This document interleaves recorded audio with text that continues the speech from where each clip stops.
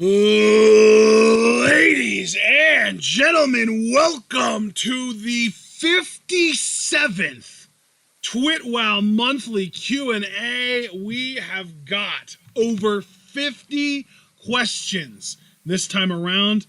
Last time that I believe it was 42, and we've gotten 10 since then. Actually, we might have even gotten more than that. Let me recount real quick. Let's see. So there's 6, and there is another 8, so that's 14, 15, 25, 35, 45, 50, plus another 7. So we've actually got 57. We got 5 more than I realized. We have 57 questions to answer today. How's that make you feel, John? It feels freaking amazing, man. Our audience always asks very interesting questions. I already know some of the usual suspects because they get asked every month, but I'm always curious what current events and shit will come our way. I'm full of food, so I'm in the best mood I can be in, and let's get started. Yeah, I too am quite full. All right. We are starting with February questions from Alex Cage because we missed them. I think it was a reply to your pinned tweet, and I just unfortunately I just overlooked them. So apologies to Alex Cage, but we did, to make up for that, allow him to ask 3 more questions for this month's Q&A. So we've got 6 questions from Alex Cage right off the bat here. First one from February, right to me. What Tom Brady team was better, the 07 Pats or the 2020 Bucks? I'm not as familiar with the 07 Pats team, but I really do think the 2020 Bucks were probably better. More depth, better secondary, better overall receiving core, even though Randy Moss is the best receiver on either of those teams. I think that Mike Evans, Chris Godwin, and Antonio Brown are all better than Wes Welker, who was the second best receiver on that 07 Patriots team. And then you've also got the depth of Scotty Miller and Tyler Johnson, who are both probably better than most of the other receivers after Wes Welker on that 07 Patriots team. So way better receiving. And like I said, better secondary. So I think that the 2020 Bucks were probably a better overall team for Tom Brady than the 07 Patriots. Plus, you've got to take into account that 2020 Tom Brady is not as good as 2007 Tom Brady. So he probably needed more help in 2020 to get as far as he did compared to 2007 when he did a lot on his own. And of course, with the help of Randy Moss and Wes Welker, those big 2 guys. Anyway, next up. It's the second question from Alex Cage. If Azteca Underground happens, are you watching? Now, I don't even know what Azteca Underground is, so let me look this up. Let's see. It's something regarding MLW, it looks like, which means no. I will not watch anything MLW related, even if it is them trying their best to copy Lucha Underground. So, hard pass on Azteca Underground. Lucha Underground's legacy deserves better than MLW. Seconded. Next question. Next question is also for both of us. Should the NHL do more Lake Tahoe games at other lakes? Don't watch hockey. I have no authority to answer this question.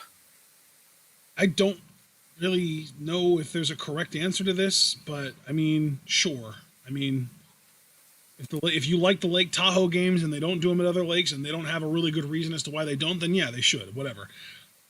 Next up, we get to our March questions from Alex Cage. First up, John. I thought this was weird personally, but it is not kink shaming. John, if you could give 10 lashings with a bamboo stick to one person, who is it?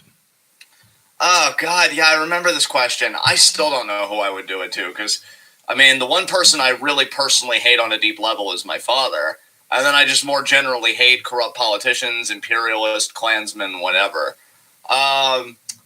So, yeah, but even then, like, it would just be weird to do something that intimate. I want something cleaner, quicker, more efficient. That's why I always joke about the guillotine, right? Because you just, drop it down and it's over. And really, I'm at a place in my life mentally where I don't even want to think about that stuff. So I'd say no, I just wouldn't do it. I just wouldn't do it. So. Fifth question from Alex Cage. Second from March. Better band, Avenged Sevenfold or Metallica? Haven't listened to either enough to give a definitive opinion on this. So, Ashton? I mean, I'm not really super into either one. But, like, I don't know. I feel like you're basically asking me who's a better singer or who's a better music artist? Because I don't want to make it about objectively just like voice or anything, but like who's a better music artist between like, I don't know, Katy Perry, who's like a more recent Avenged Sevenfold-esque type performer as far as just like they've only been out for 1 decade as opposed to like 6 or whatever the fuck Metallica's been around for. And like, yeah, they're a big deal, but it's a different thing versus like, say, Michael Jackson. You know what I mean? Like Metallica is like this legendary, multiple decades tenured rock band, metal band, if you want to go there. So I feel like to say anything other than Metallica would be almost like an injustice. So I'm just going to say Metallica, even though I'm not a big fan of either one. Although I will say, there are like 1 or 2 songs by Avenged Sevenfold that I know I like, and a lot more than 1 or 2 songs by Metallica that I know I like. So even just going by that, I would say Metallica. Final question from Alex Cage. You guys can export 1 person to North Korea. Oh, again, these are really weird questions. I mean, I guess I like the creativity to a point. God,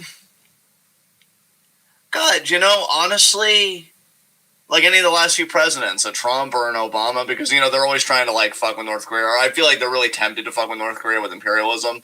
And, like, I don't support North Korea by any means. Like, I am a leftist, but I'm not a tanky, which, just to give everybody an update, tanky is, like, a leftist that supports, like, authoritarian leftism, like, you know, your Stalins and your Maos and stuff like that.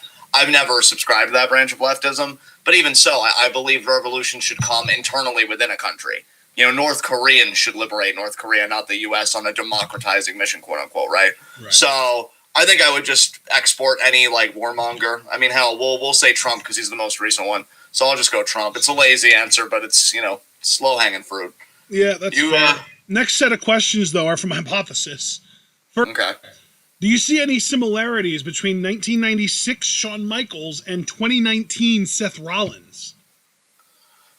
Again, not to show my ignorance here, I haven't watched a lot of 1996 Shawn Michaels, but just thinking about the Shawn Michaels that I have seen, I mean, Seth is incredible in the ring. I think he's very solid. I don't know, though. I mean, I know Shawn's kind of a divisive figure at times with the politicking and, like, all that stuff, and then, of course, the reborn again shit. But I do feel like he's a bit more charismatic than Seth for my money. But I guess, like, in the ring, I could see some similarities. Sure. What about you, man? I mean, was 1996 the year that fans really started turning on Shawn in favor of Brett and Austin? Austin, I feel like that sounds about right. Yeah, because that would make sense, because 2019 was when fans really started turning on Seth, because that was, you know, the whole Kofi Mania thing, and Seth beat Brock, and then there was that Seth Rollins is not cool sign. Like, that was all 2019. So yeah. Fair comparison in that sense, yeah. Definitely. All right, next question. All right. Let's see. What wrestler do either/both of you guys like, who is mostly hated by Smarks? Oh, God. They say like, so I take that as different from defend, because I know we've defended figures like Carmella, say, for instance, before on the podcast. Yeah. A lot of people don't pile. So who do we like that a lot of people don't? Who is one person? I feel like we could go in the archives and somebody that we really stood for that like started to like rehabilitate their image with other people. I know there have been people. We just gotta think of one. Iconics are one, yeah. I want a bigger name. I feel like there's like a name. There's this weird dynamic where we were fans of Corbin before other people started to like him, but then like he just like stopped being cool at a certain point, and we were a little late to jump off of the bandwagon as well. I think Elias is a really good answer. We loved Elias long before he even... I think Elias is the pick I want to go. I think that's the name I was even kind of like trying to grapple with. Like, yeah, I remember us being like, Elias is solid, while some prominent wrestling YouTubers were like, oh, he's boring in the ring and this and that, and you and I were just like, he's a heel, and he's good at it. And you know what? Another name, since Foster brought up Otunga, and like Otunga, and then that like fits, that's where it works. I'm also thinking of Byron Saxton, though, because we both really liked Byron Saxton when a lot of people thought that he was terrible at his job. Yeah, for sure. So we'll say Byron, too. All right, next up, third and final question from Hypothesis. If you could make a top 10 video of the best Lucha Underground rivalries, what would they be? And he did add that we could split this if we wanted, so we could do 5 and 5. Okay, you go first. I think unanimous number one across the board has to be Phoenix versus Mil Muertes, though, right? Yeah. I would submit call number two Dante Fox versus Killshot. Yes, but I would have to push number three be Prince Puma Johnny Mundo. You know that's what? agreeable. That might even be a better number two than Killshot versus Dante, because that was like a 1.5 season thing, or maybe even just like a 1 season thing. Mundo Puma lasted all 4 seasons, I feel like. Yeah, they always kind of came back together in some way, shape, or form. I feel like it was always either like a full blown feud, or at least just like a lighthearted rivalry at the very least, right? Yeah. A really good number two. I think the Killshot Dante Fox is an easy number 3 then. Yeah. Let's see. Number 4. Yeah. Maybe like Drago Jack Evans. Drago Jack Evans was good. You know what? I think that fits on the list, but not this high. Yeah. I think number 4 should be something bigger. How do we feel about? Oh God, I see it. How about Vampiro Pentagon as a feud? That's a really good one. Yeah, Vampiro Pentagon. How do we feel about King Cuerno and Mil Muertes? Because they had a brief feud, but I don't know if that lasted long enough to break. I don't know. I feel like King Cuerno never really got any feuds that he was really able to sink his teeth into, you know? Yeah, I agree. Which is a shame because I really like the idea of the character. Because I really liked the Cuerno Drago feud, but that really only lasted like maybe 5 or like 10 episodes or so. I wish Mac and Cage actually feuded because I actually enjoyed their matches, but I don't really think. Yeah, they never really had a proper feud. What about now I know I'm showing my bias here because it was so one-sided. Johnny Mundo and Sexy Star. That was a legitimate feud. Dude, I was thinking Marty and Sexy Star. That's a good one. I like that one. Do you think that fits at 4, or can we think of something better, maybe? Because it was Marty and Killshot. Yeah, Marty Killshot was a great one. I'm trying to think of like other Pentagon feuds. Yeah, that's the big thing, right? Maybe Pentagon versus Dario Cueto would count as a feud, like Austin versus McMahon kind of thing. Yeah, that's true. Craig's saying, what about Puma versus Muertes? Yeah, they did have some great interactions. That wasn't really a feud, though. I guess you're right. It's just the build-up for one match. And the match was amazing, don't get me wrong, but it doesn't really feel like a feud. It wasn't a multi-match program. Yeah. Cage Puma wasn't long enough to be a big feud either. No, that was like less than a whole season worth, I feel like. Shit. What about what's his name? Matanza versus Rey Mysterio. That works. That was a fun one. What about what about because I don't know how long it lasted to qualify, but what about Black Lotus and Pentagon? Because that's how we got the Black Lotus triad and then stuff. So like one of the best episodes Lucha Underground ever did. Yeah, I know, she just kept only lasted like 8 episodes. God, but I feel like Lucha Underground moves at such a brisk pace. Maybe we need to adjust our parameters for what counts as a feud. Because I feel like I'm just thinking though, what do we put it for? So I feel like at 4, we kind of have like multiple options. Like we could do Pentagon Cueto, we could do either Marty feud, Killshot or Sexy Star. We could do Matanza Mysterio. Which of those do you think is the best that we could just slide it in at 4? I almost want to say Marty Killshot. Yeah? But that's only because, honestly, I feel like Pentagon Cueto could even be a bit higher than 4, honestly. Well, then we'll put it at 4. You think Pentagon Cueto could go higher than Killshot Dante Fox? Oh, that's a good point. So I think that's a perfect fit at 4 then. We'll go Pentagon Cueto at 4. Marty Killshot at 5. Do you think Marty Sexy Star at 6? Yeah, that sounds good. Okay.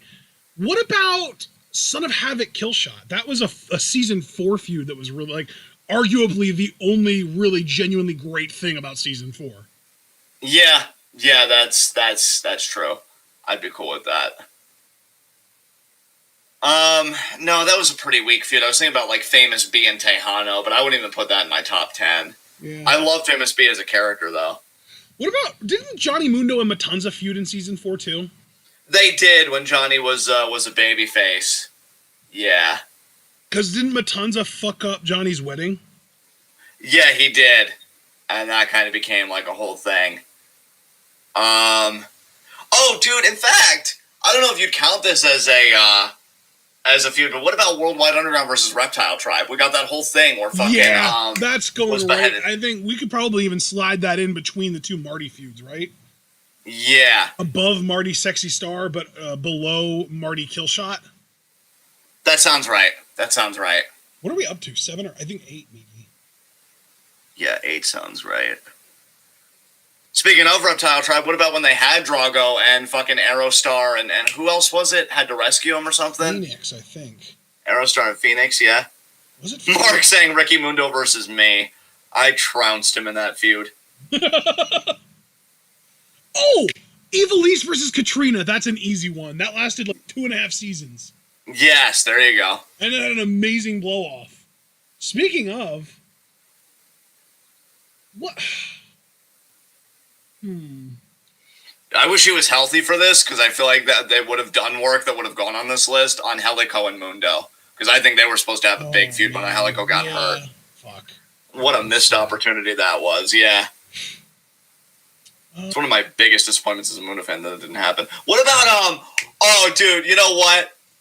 It's a weak feud, so maybe we could even cap this off at 10. I don't know if you'd agree with this. What about Big Rick and the Crew? Because they did the whole taking his eye out with a cigar, and then he went all biblical on him. I thought it was good TV. That is a good one. That is a good one. Another possibility, though, would be Sexy Star Mariposa. Ooh, I do like that. Does anything really beat "Fuck you, Mariposa"? No, I don't think it does, man. I like that. We'll put that at 10 then. We'll put that at 10.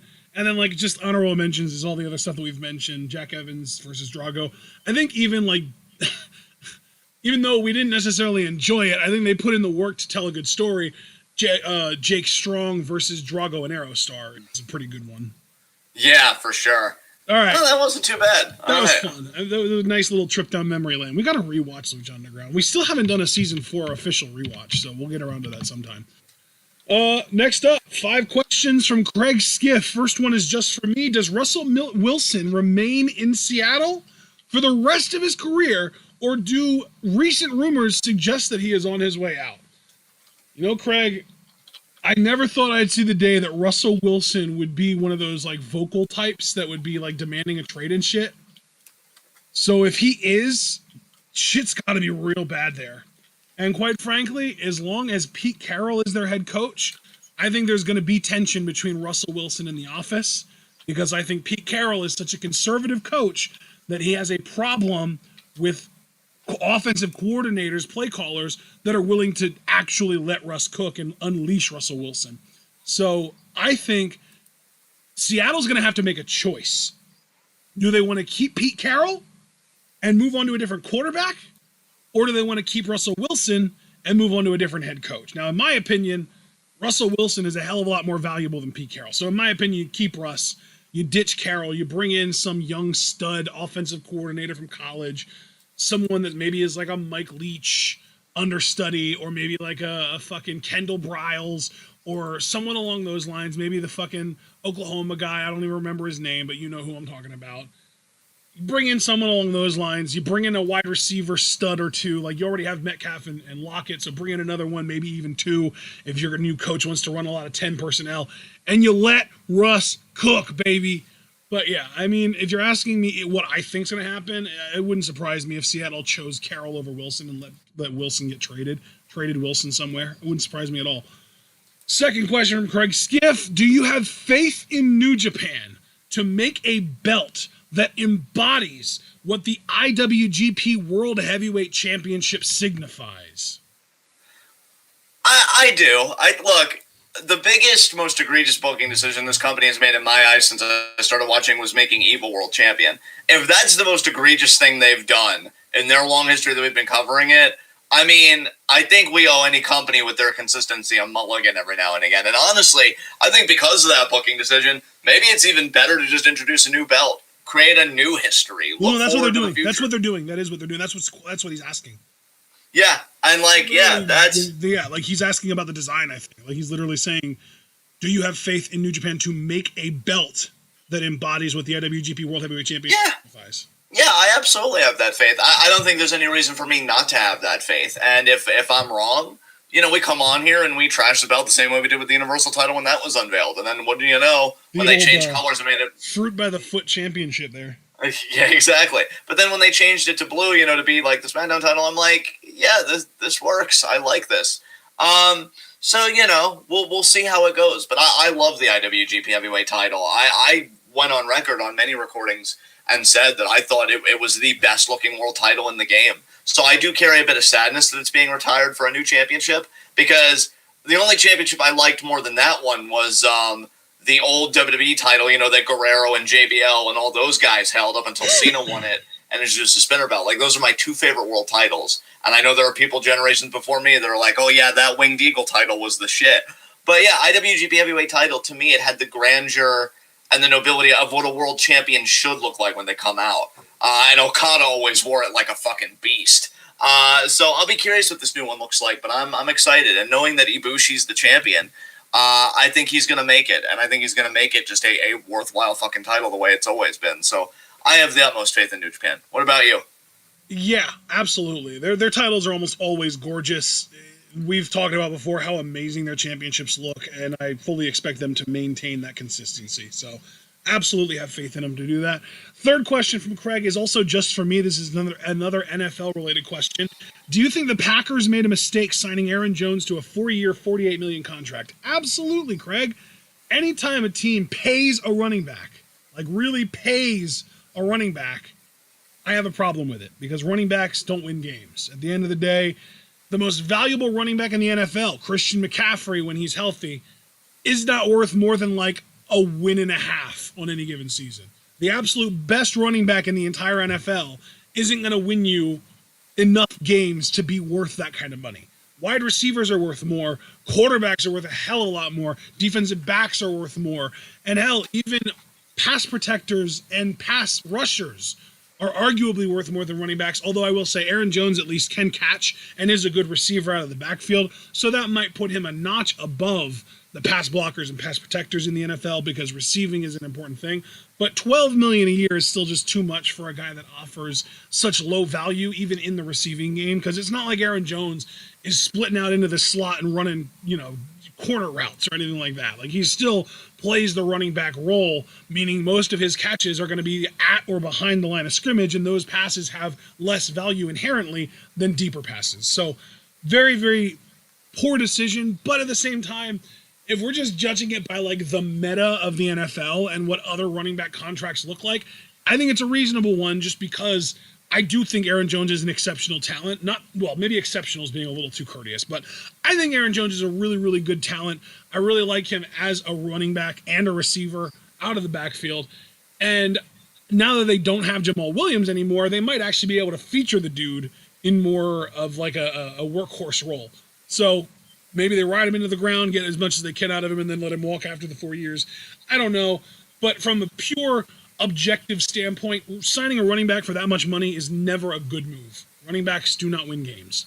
Fourth question from Craig. Do you think the Okada-Ibushi match happens at Dominion, after which Okada gets surgery for the 2 slipped discs in his back?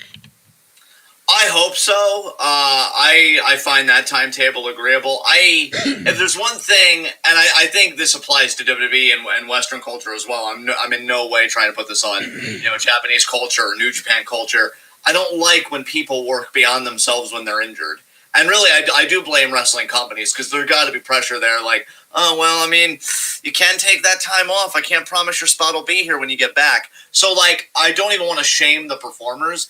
It's just really disheartening to me that, and really I would tie this more broadly to capitalist culture, if I'm honest, that we have this idea that you can't take care of yourself because we're not prepared or we don't want to take care of you. Now, Okada, I feel like, should be an exception, right? Given his status in the fucking company, we call him the young legend on here, given everything that he's done. New Japan should just be like, yeah, take your time. Look, there'll be a spot for you when you get back. I thought they treated Hiromu very well. What are they going to do? Tell him you're a mid-carder now? He's fucking Okada.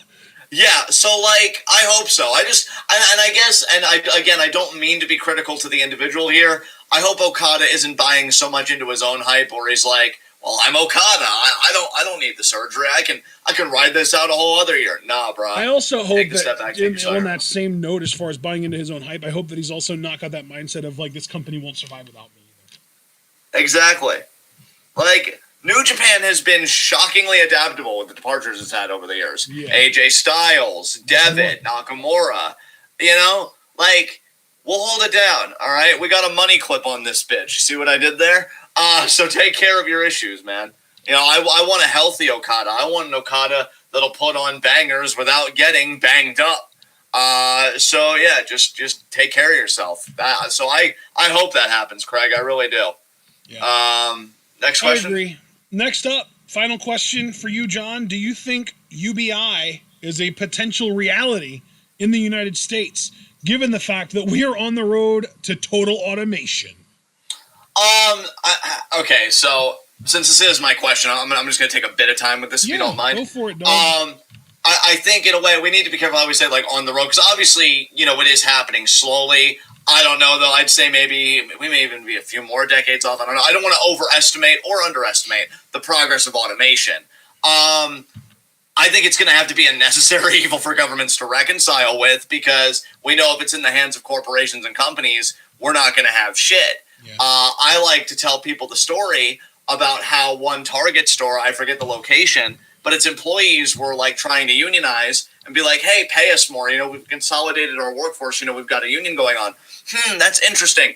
Sheila, what are the status of those computers? They're ready to go, sir. Yeah, you're no longer needed. You're fired. So unions lost their power in that case because automation took the job. I was going to do the South Park voice, but I actually do want to treat this seriously. So I feel like to compensate, we are in a changing economy where things are becoming more digitized, more automated, and you're already seeing the working class resentment bubble up ideologically, you know, and xenophobia and stuff like that, because it's always pivoted to, no, it's not late stage capitalism. It's that family that like risked their lives to come here because we bombed the shit out of their country and we economically destabilized them. I had a driver take me to my dental appointment have the same thing. Like, oh, why do immigrants come here and get all the benefits? Like, no, like this is capitalism expanding. This is capitalism evolving. And I think if you don't want those contradictions to get out of hand, you have to take care of them. So I feel like UBI is going to be a necessity of capitalism that doesn't fundamentally challenge capitalism. That's really the thing. Like, I'm all for the progressive wing of the party for like Green New Deal, UBI, but we need to understand that this is preserving capitalism, not fundamentally challenging it. So I do think it'll happen, Craig. I do, even if it takes some public pressure, more than honestly I thought it would need, because I just thought they'd naturally go with it, you know, again, to preserve the economic order.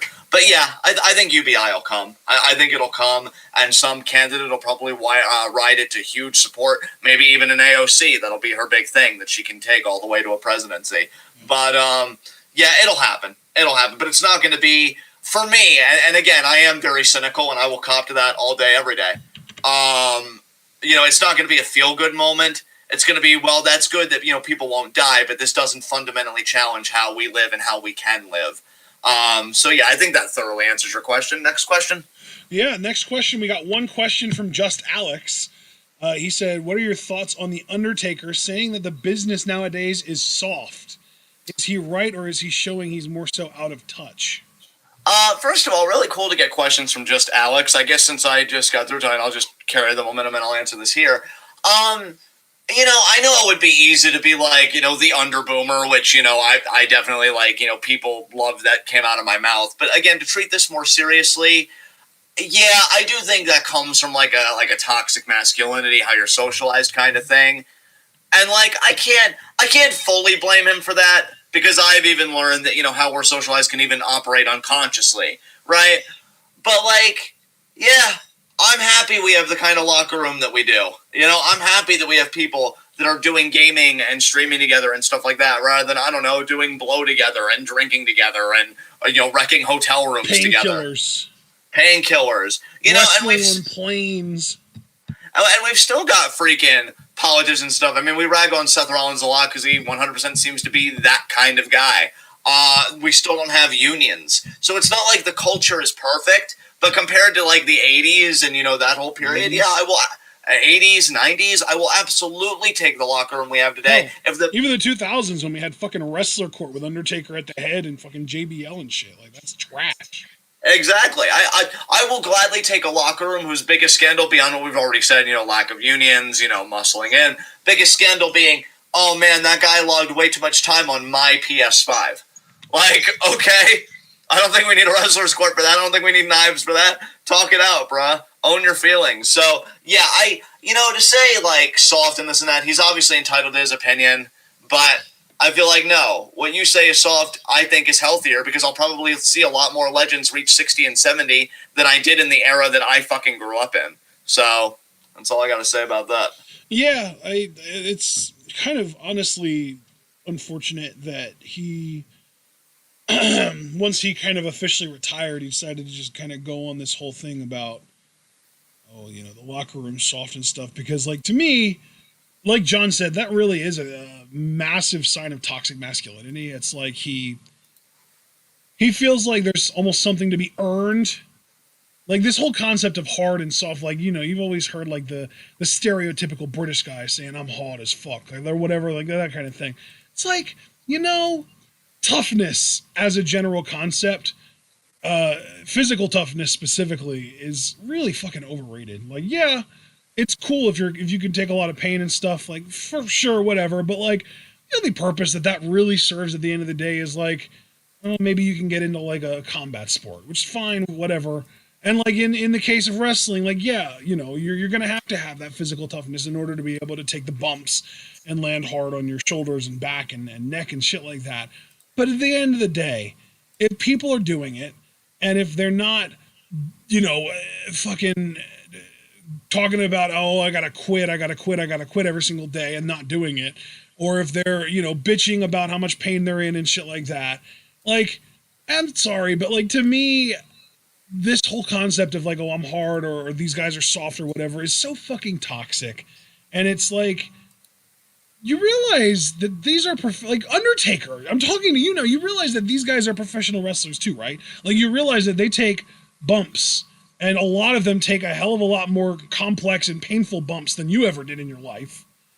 And like, you're calling them soft because of what they do outside of the ring, when like, you of all people, a fucking 30-year veteran of the wrestling business, should understand the wear and tear that a human's body goes through in that ring. And you're calling them soft because they don't have knives and take fucking painkillers and snort cocaine and shit, and they play video games on their free time when they aren't putting their bodies through hell in the ring. Like, that's... Can I just say too, like, this whole idea of like, because I almost feel like he feels like, being a 30-year veteran, you've got to project a certain image in the business.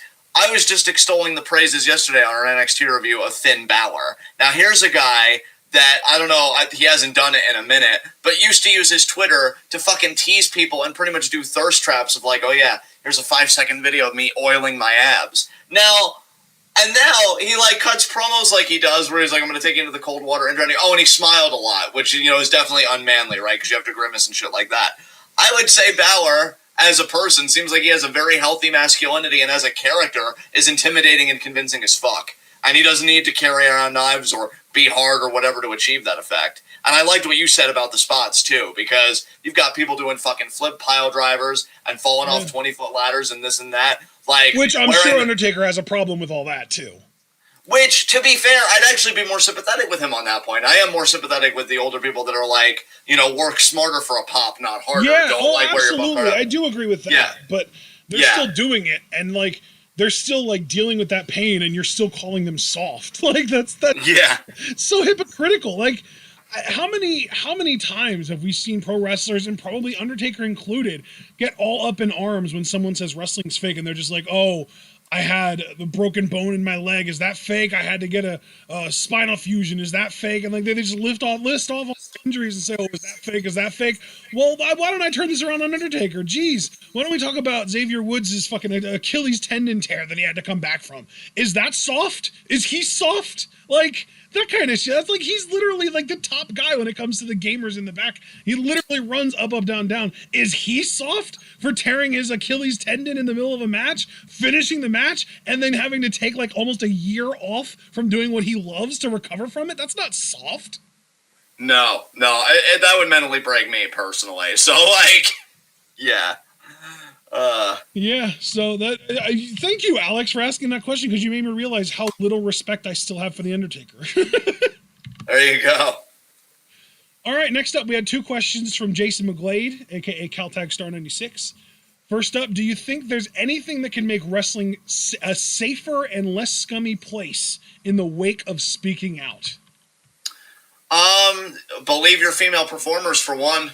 I mean, most immediately, when they tell you something, don't blackball them for it. Certainly don't penalize them for it. Jesus fucking Christ. I feel like the problem with what you're saying, though, is that at the end of the day, you're basically just saying men need to be better, which if men were better, we wouldn't have this problem in the first place.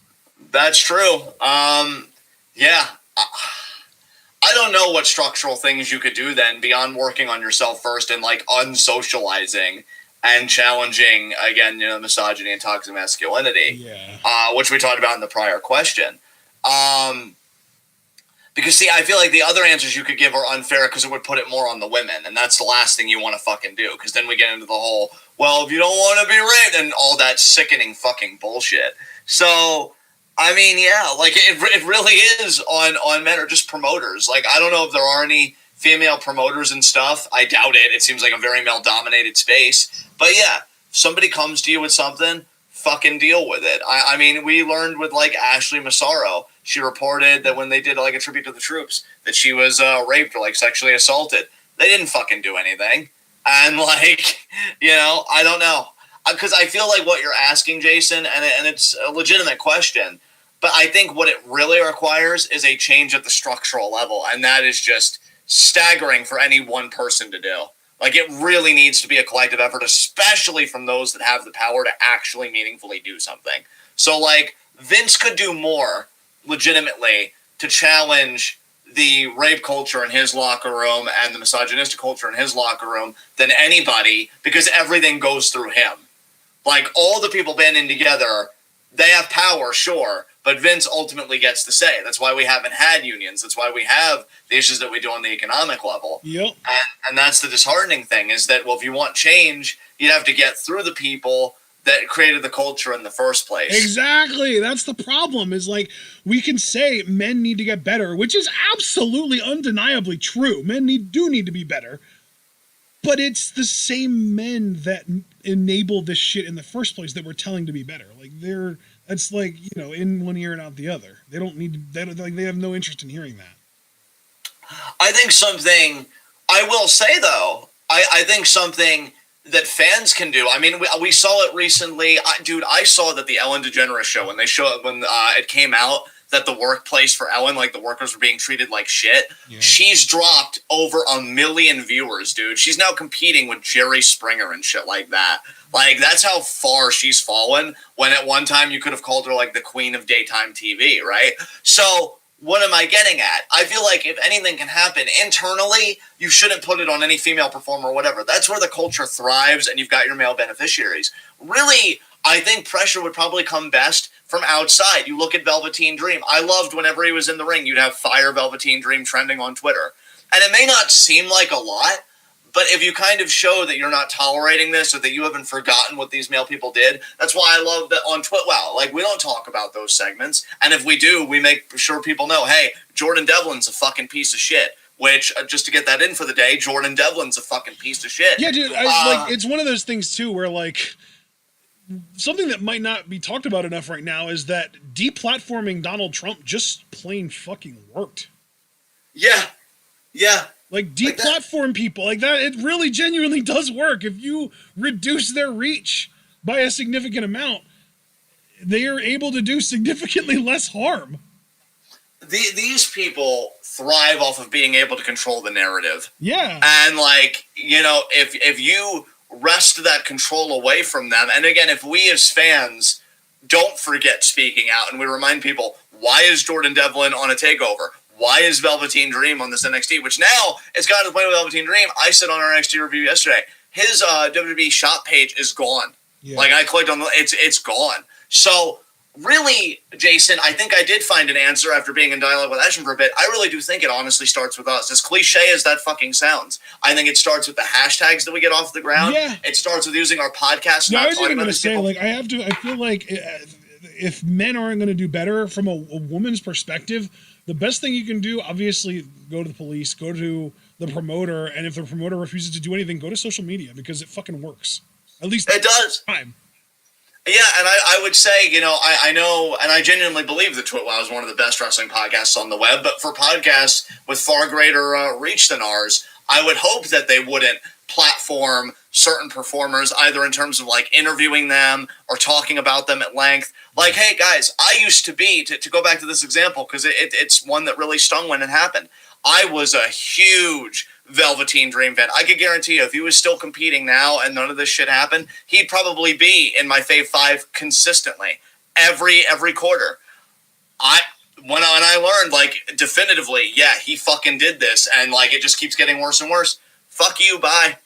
Like, you know, we have to make those concessions. We can't platform these people. We can't legitimize their actions. Cross, I liked Karrion Kross, and then Ashton tells me, dude, he's into that QAnon shit, and he may very well be alt-right, but he's definitely looking alt-light at the moment. Fuck you, bye. Like, you know, like, I think these people use their fanfare and, like, oh, these people love me. They'll never turn on me. But if we show them that they're wrong, I'm not saying that's going to force them to change their actions. I mean, fucking WWE is so despicable. They've got Hulk Hogan alongside Titus hosting WrestleMania. Yeah. That is so gross to me. Like, so I feel like as podcasters, as content creators, we have a responsibility. And I'm not saying we're perfect in that. I'm sure we'll have gaps. Everybody does. But I think if we actively work to get better in who we platform and what we talk about and what we signal, because we engage with these companies more than the average consumer, maybe it can start with us. Like Ashton said, if anybody's got a problem, honestly, everybody that's like, oh, you should have gone to the police, there are probably a lot of articles that would tell you why that's bad. Like, yeah, try your hand at it, sure, but don't be surprised if you don't get a lot of help. Because I've heard plenty of stories of women trying to report that a guy was stalking them or this and that, and police didn't take them seriously, and then later they ended up dead. Yeah, because that's a big problem too. Is like, I even saw fucking Mets in chat say, "Oh, get the evidence first." But like, what evidence can you provide that you were raped? Yeah. Because, I mean, that's the thing. You're so traumatized after it happens. Your initial instinct is, like, I want to shower, I want to lay down and die, or, like, whatever. But it's like, oh, the rape kits. Like, you've got to immediately go, sure. After somebody that I trusted and allowed myself to get close to takes advantage of me and takes away my fucking innocence and my peace of mind, I'm just going to waltz on over to the police station and be like, oh, yeah, I was raped, so if you could have one of those rape kits, like, no. Like, I would never blame anybody for that not being their first step because, oh, I don't know, you were just fucking traumatized. Yeah. So, like, that's what I'm talking about, too, and that's why it's such a disheartening question, because if we're really having this conversation, you're putting the onus on the victim way too fucking much in a lot of answers, and that's why it has to start. If it's not going to start with the culture and the men in the locker room speaking out, because that's another thing. Like, if you weren't listed on speaking out, I would hope that you spoke out against the mistreatment that you saw. Like Pete Dunne. Pete Dunne. We need more Pete Dunnes. Abso-fucking-lutely.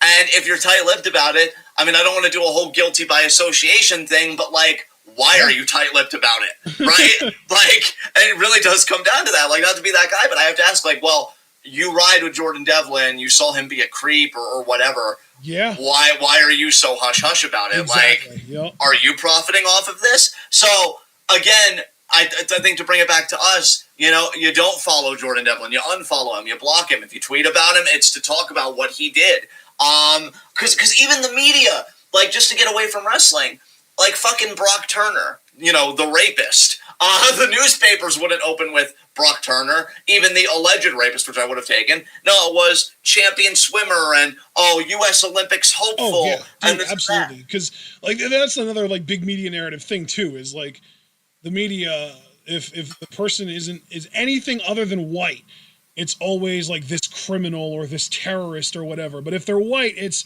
this misled young man or some shit. They always try and make it more sympathetic if they're white. It's fucking sad.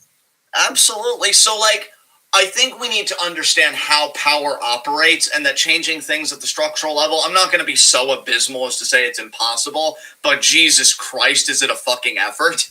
And so, yeah, I think if you really want to make a change, it's got to be using platforms like this to say, going forward, we'll no longer talk about Velveteen Dream, and if we have to, we will always account for the fact that he got into some predatory shit. We will no longer talk about Karrion Kross, and if we have to, we will preface it by saying, oh yeah, QAnon Cross.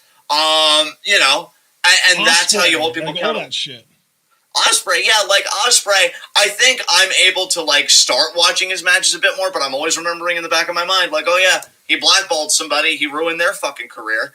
And that's how we create. He didn't blackball just anybody. He blackballed a fucking rape victim.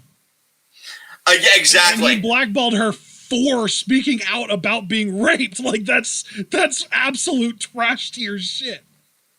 Yeah, like, and I think I'll say in closing, so as not to be redundant, we can't underestimate our collective power, especially with social media. I mean, you know, they talk about the whole PR women's revolution. You know, when it was the whole give divas a chance that people got trending, Kofi Mania. If we can do things for an actual product from an aesthetic standpoint, I would like to think that maybe we can have some cultural impact. Like, hey, why are you platforming this guy? Oh, by the way, while crediting people, credit to all the journalists for every TakeOver conference call that did ask about Velveteen Dream. Yes. And kept putting Triple H in the hot seat. Yes. You want to talk about people at different degrees of power? There are content creators like us and others that definitely have our part to do. But wrestling quote-unquote journalists, and that's why it's a shame that we've got some shitty ones. Like, I know fucking Meltzer's done some shitty shit, you know, with women or, like, protecting abusive people, whatever.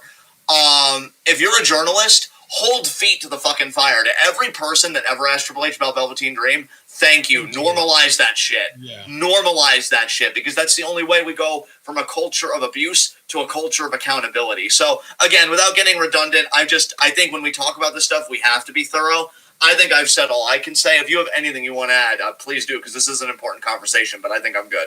I think we're good, too. Let's move on to our second question from Jason. Do you guys think, this might be another long one, do you guys think that communism would ever be successful in America without it becoming a dictatorship? Oh, God. And this isn't like a Jason thing. I understand why you asked the question. It's just, I feel like, and this is something that I don't do a lot, so I'm holding myself accountable, continuing, I guess, that thread. We need to really, like, explicitly define our terms here. I know, dude, because, like, real communism isn't a dictatorship. Exactly. Like, communism is collective ownership of the commons. Yeah. Communism is the abolition of private property, which before anybody gets their, you know, undies in a bunch. I don't want a stranger breaking into my house and using my toothbrush. Yes, because let me tell you, all leftists were conspiring to give you gingivitis. That was the plan the whole fucking time. No, it's the abolition of private property. Believe me, guys, as somebody that just recently unplugged from the space but spent a lot of time there, and of course Mets would say no, but that's an entirely separate issue, and I'm not getting paid. But like, leftists disagree on Twitter all the fucking time. In fact, the greatest threat to leftists is other leftists. Like, yeah, it ain't fucking Steven Crowder running around in a dress for the 50th time. Just admit you like it, bro. We don't kink shame. Trying to prove that trans people are a menace to fucking society. No, it's the person with Mao Zedong in their fucking profile pic on Twitter. That's the biggest threat to fucking leftism. But no, like, we can have our disagreements. For me, I believe in decentralized power. You know, because we deal with a centralized authority. Some people really do believe in, like, a state apparatus that would just, like, you know, kind of do everything. So there are disagreements. But here's the thing, and I don't think we talk about this enough, and again, I take my share in that. If we're going to talk about communism, why don't we talk about instead getting away from capitalism first? Like, I don't understand why we're so fixated on away from capitalism means communism. You're seriously telling me, like, we can't experiment with other economic modes of living? Like, this is it. And I talk to Ashton about it all the time. There was, Frederick Jameson. One of my favorite quotes. He said, it's gotten to the point where it's easier to imagine the end of the world than the end of capitalism. Yes. And to this day, I think he's 1,000% right. Dude, like, that's what I was going to say for my answer to this question, was I feel like capitalism is so fucking strong and so persistent and relentless and just fucking durable. Like, it is so able to bend and squeeze into tiny little nooks and crannies and just do everything in its favor to survive and thrive. And like we were talking about earlier, UBI, we don't have to have communism because UBI might end up taking a step up eventually. And like then all of a sudden, it's basically just going to become a fucking, eventually, maybe if we're lucky, welfare capitalist state. I mean, I want to remind people too. Now, I always want to preface this by saying I'm not nearly as well read as I may sound like. Like, I've barely even read any Marx, if I'm honest. That's always my great shame as like a quote unquote online leftist. But then I've always liked what Castro said, how he described himself as a utopian communist, because it's like I didn't need to read theory to know that the world is broken. Right. Same way a lot of people said you don't need like moral philosophy necessarily to be a good person. You don't need to read Marx to know that like capitalism doesn't fucking work. Right. Well, it does work for like 50 dudes. Well, yeah, I was going to say it's better to say you should ask who does it work for rather than just blanketly saying it doesn't work. But regardless, like I want people to understand too that like just because you have markets doesn't even mean that you're necessarily capitalist. Like that's what I mean about the variance in leftism and why we need to be careful to define our terms. Because people treat communism like, oh my god, the discourse is so fucking bad that literally FDR style capitalism is treated as communism. I saw, who was it that Secular Talk said this? Because some politician said that Joe Biden is Bernie Sanders on steroids. And when I tell you that is the... Yes. Joe Biden is Bernie Sanders on fucking sleeping pills. Yeah. Not like, even. That's even giving him too much credit. Jesus Christ. Like that's how fucking Sanders bad. Was getting arrested in college courtyards for protesting for black rights while Joe Biden was writing the crime bill. Yeah, like the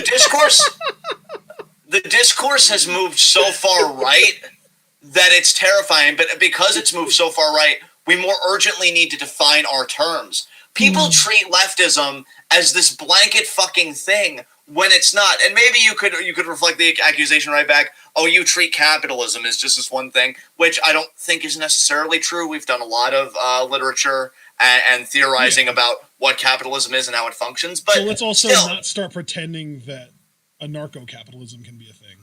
Oh God, I hate it so much. Like, I just hold on. They really think they exist, don't they? They really do. I've been doing breathing exercises. You saying that low key kind of triggered me. So just okay, found my breath again. Okay, so yeah, that's not a thing. I know you think it is, but it's not. And you're not intelligent for posting about it on 4chan. I know. You're not. Oh God. So 4chan. Jesus Christ. But like, you can have markets and not necessarily be capitalist. Tankies are weird because obviously I strongly disagree with them. But see, that's why I say I'm an anarcho-communist. Because can you do state communism? I personally think it's another contradiction, like anarcho-capitalism personally. But again, never really read Marx. But even Marx was like, yeah, we want to achieve a classless society, but he always looked at it as a transitory thing. I'll tell you something else. I still don't believe in fucking borders. Guys, and see, that's what I mean about capitalism and all of its apparatuses, like borders and this and that. You realize there was a time where people lived without this shit for like a good period of time, and we've only been living with this shit for like what, Ashton, a couple hundred years, and like already borders. Well, borders and just like the way the world is in general, like this kind of hyper capitalism and this and that. Like there were people that lived without this economic arrangement, without borders. The thing is, before capitalism, there was feudalism, which was worse than capitalism somehow. True. But I feel like even before feudalism, we had, I guess, Revel would like this. We did have a kind of tribalism, which, I'm not saying is without conflict. I'm not talking about utopia here, right? I'm just talking about respecting the earth as it is, not accelerating climate change and that. Like, I'll give you an example. Like, indigenous people get fucking stigmatized all the time for being barbarians or lesser or primitive or, they're not civilized. That's like one key one, right? But yet, they cared for the earth in such a way that, plenty for everybody. There was one anthropologist that did studies, and it's like, well, they don't really have a work culture. They just get what they need, and then they just live in leisure the rest of the time. And here we've got, in this quote-unquote industrialized and highly civilized society, 40-hour work weeks, people killing themselves, and the Earth, like ecological collapse, if we haven't crossed that threshold already, we're dangerously close. Like, we're flirting with that line. Yeah. So, like, that's really what I'm getting at, is, like, there was a time where we lived differently from all of this, but we've lived this way so long that for coming generations, it's just inscribed in nature. To go against capitalism is akin to going against a god figure or something. And that's really discerning. That's why I go back to the Jameson quote. It's easier to imagine the end of the world than the end of capitalism, because they treat capitalism as this rational, natural reality when it's really not. It's really not. Yeah. What was even the question again? Oh yeah. Can we have communism without devolving into dictatorship?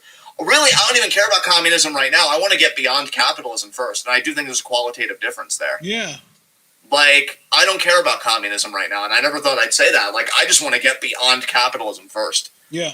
Yeah, because that's the thing, is, like, as long as the quote-unquote free market is encouraging people to act in their own financial self-interest over the emotional and mental self-interest of the general populace as a whole, we're in a fucking capitalist hellscape. That's just how it works. It's literally a problem of motivation. It's you're literally encouraged to do this shit by the system, because if you don't, you're poor. And if you're poor, you're miserable, because money only buys happiness up to a certain point, but it absolutely does buy happiness up to that certain point.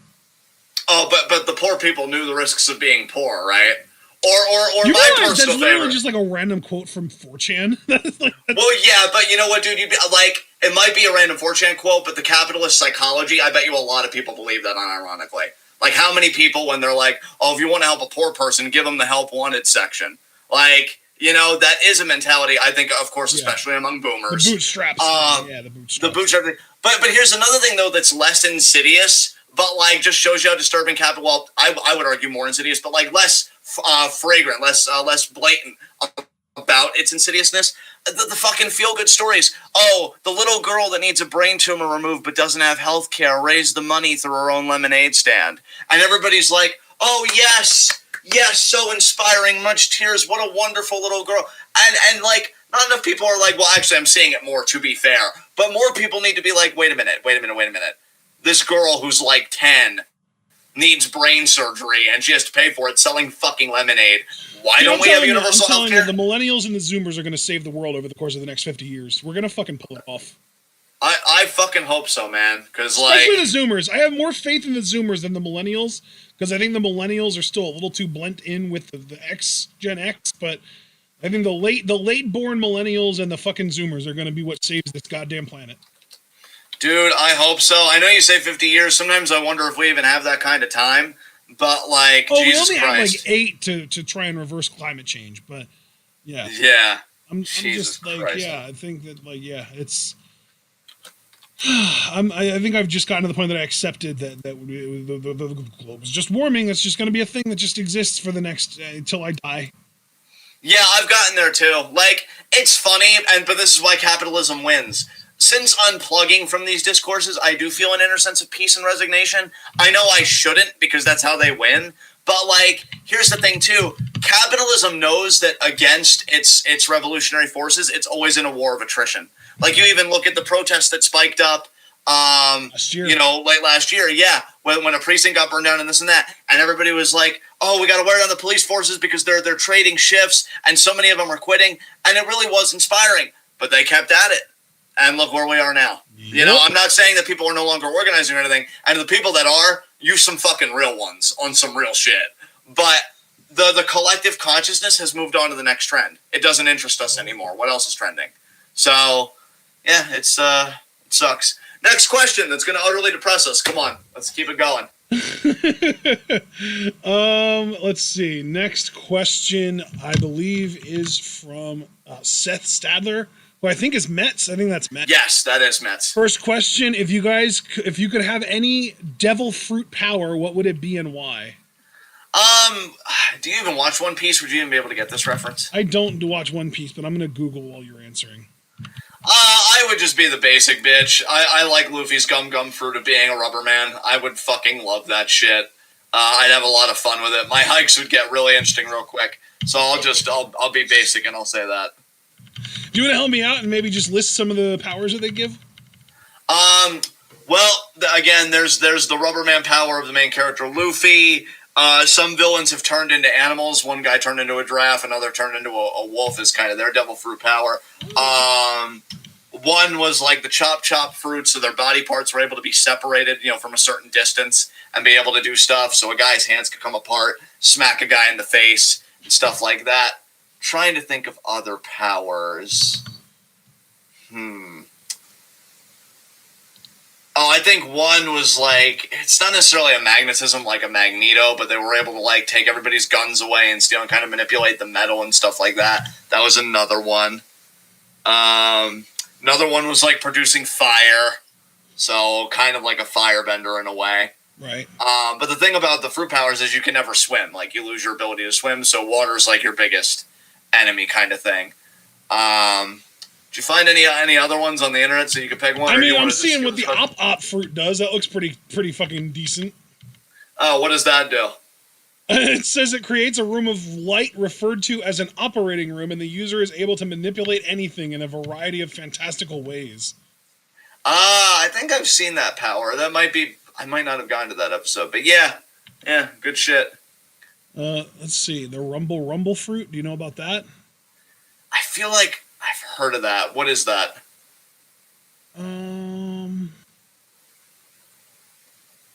You can create lightning attacks up to 2 billion volts, whose blast radius spans miles in length. Holy shit! It's like a Azula on steroids. God damn. I mean, fuck, man. Hate this shit, because I don't watch it. But, yeah, sure, whatever the most powerful one is, whatever. Oh, Ashton. Next question. Second question is just for me. I don't know why it's just for me, because it definitely feels like something that either one of us or both of us could answer, but it's just for me. And it's, is BOSJ going to be fused with World Tag League from here on? We might not be getting BOSJ in May. They're doing a wrestling Grand Slam instead. So I feel like this was less you asking me a question and more you just trying to fill us in on this news. And like, okay, I hope that we get a BOSJ that isn't fused with the World Tag League, just because we've literally only watched like, I think 2 of them and they were both awesome and I loved them and I want to keep experiencing that. But I feel like a lot is changing in Japan, and maybe it is really just a this year thing too, because maybe they're like, I think, aren't they doing the Olympics now this year again that they were planning on doing last year, but they couldn't because of COVID, so now they're doing it this year instead? That's my understanding, yes. So yeah, maybe it's just that. Third and final question from Seth is just for you, John. What is the worst movie you've ever seen in your life? Oh, worst movie I've ever seen. I mean, Avatar without the IMAX experience is the only movie I walked out of. I also feel like M. Night Shyamalan's The Village, my family walked out of. So those are the 2 worst movies I've ever seen. Especially movies that seem like aged appropriate for how old I was at the time of seeing them. So yeah, you had to pick one? I'll go with The Village, only because I think it's unfair to Avatar that I never watched it the way it's supposed to be watched, whereas The Village really is just a movie, you know what I mean? So I'll just go with that one. Yeah. Oh, wait, no, this question is just for you. I don't get to answer. All right. Next question is from Hazard, a.k.a. Gillis, in the Discord. He had 5. First up, what record in wrestling would you like to see broken, and by whom? Has Miz broken most Intercontinental Championship reigns from Chris Jericho yet? Does Miz hold that now? If anybody can confirm that for me. I'm looking it up. Someone will probably beat me to it, but I'm looking it up in the meantime. No, Miz is at 8. Jericho had 9.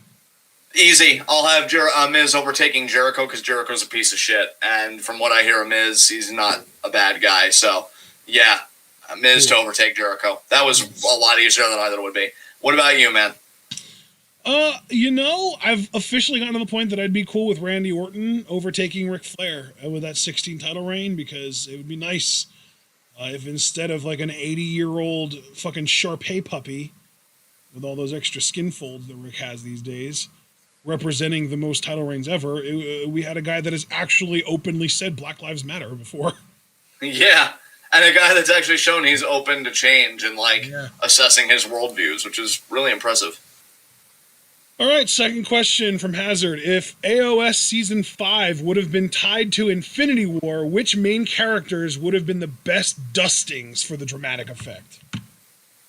Coulson, definitely, right? Coulson, anytime there's an opportunity for someone to die, Coulson's a great candidate. Yeah. I also feel like either Yo-Yo or Mac. Either one. I think I'll say Yo-Yo just to see how Mac would cope. Because I'm gonna say. So here's what I would say. I would say Coulson and Daisy both. Yo-Yo for sure. Who else has powers? I'm trying to think. I guess for once. Oh God, no! Because then in the next season, I think we're gonna actually keep Fitzsimmons together, which is nice because I feel like the last few seasons they're constantly apart. So both being together while other people got dusted would be a nice opportunity for them to have some real bonding time that we never really got to see them have. So we're gonna keep them together. We're gonna keep Mac alive so that we can see him suffer without Yo-Yo. Actually, no, because Mac was already in the framework, so we don't need to have Mac go through something else like the dusting. But he already lost hope too. Yo-Yo never actually lost Mac, so let's keep Yo-Yo around Dust Mac instead, right? And I think that's it. I think I would just want to dust Coulson. Yeah. We're gonna dust Coulson, Daisy, and Mac, and that'll be it. I know that's not half the team, but that's enough because then we would get more quality time with Fitzsimmons. We would get to see Yo-Yo in a place where she's genuinely like actually mourning and not just like, oh, I'm sad I can't see him right now. I want to go see him. He's still there. I want to go see him. The way that she was when Mac was in the framework. And then we get a better introduction and more intimate and more familiar with the newer characters that I feel like they expect us to be attached to by season 5 that we aren't as attached to. Yeah, it's a great point. Like, I forget that tall guy's name.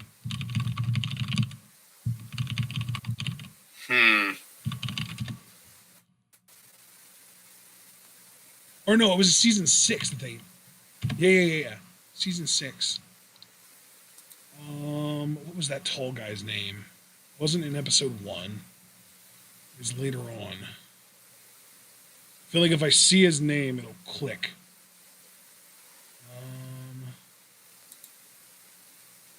Let's see. Davis! That's who it was, Davis.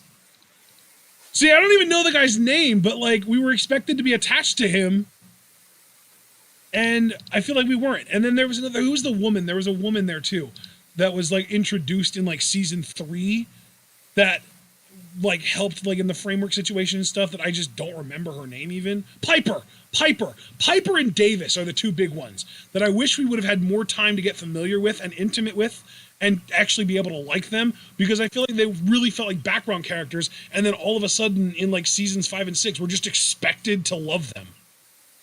Yeah.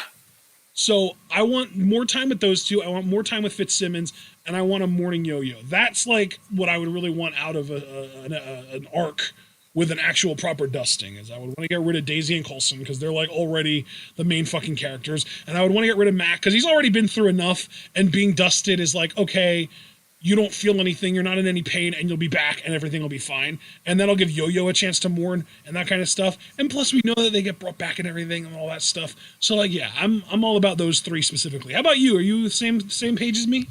I'd say so. Yeah, I think you articulated it perfectly. We can move on to the next question.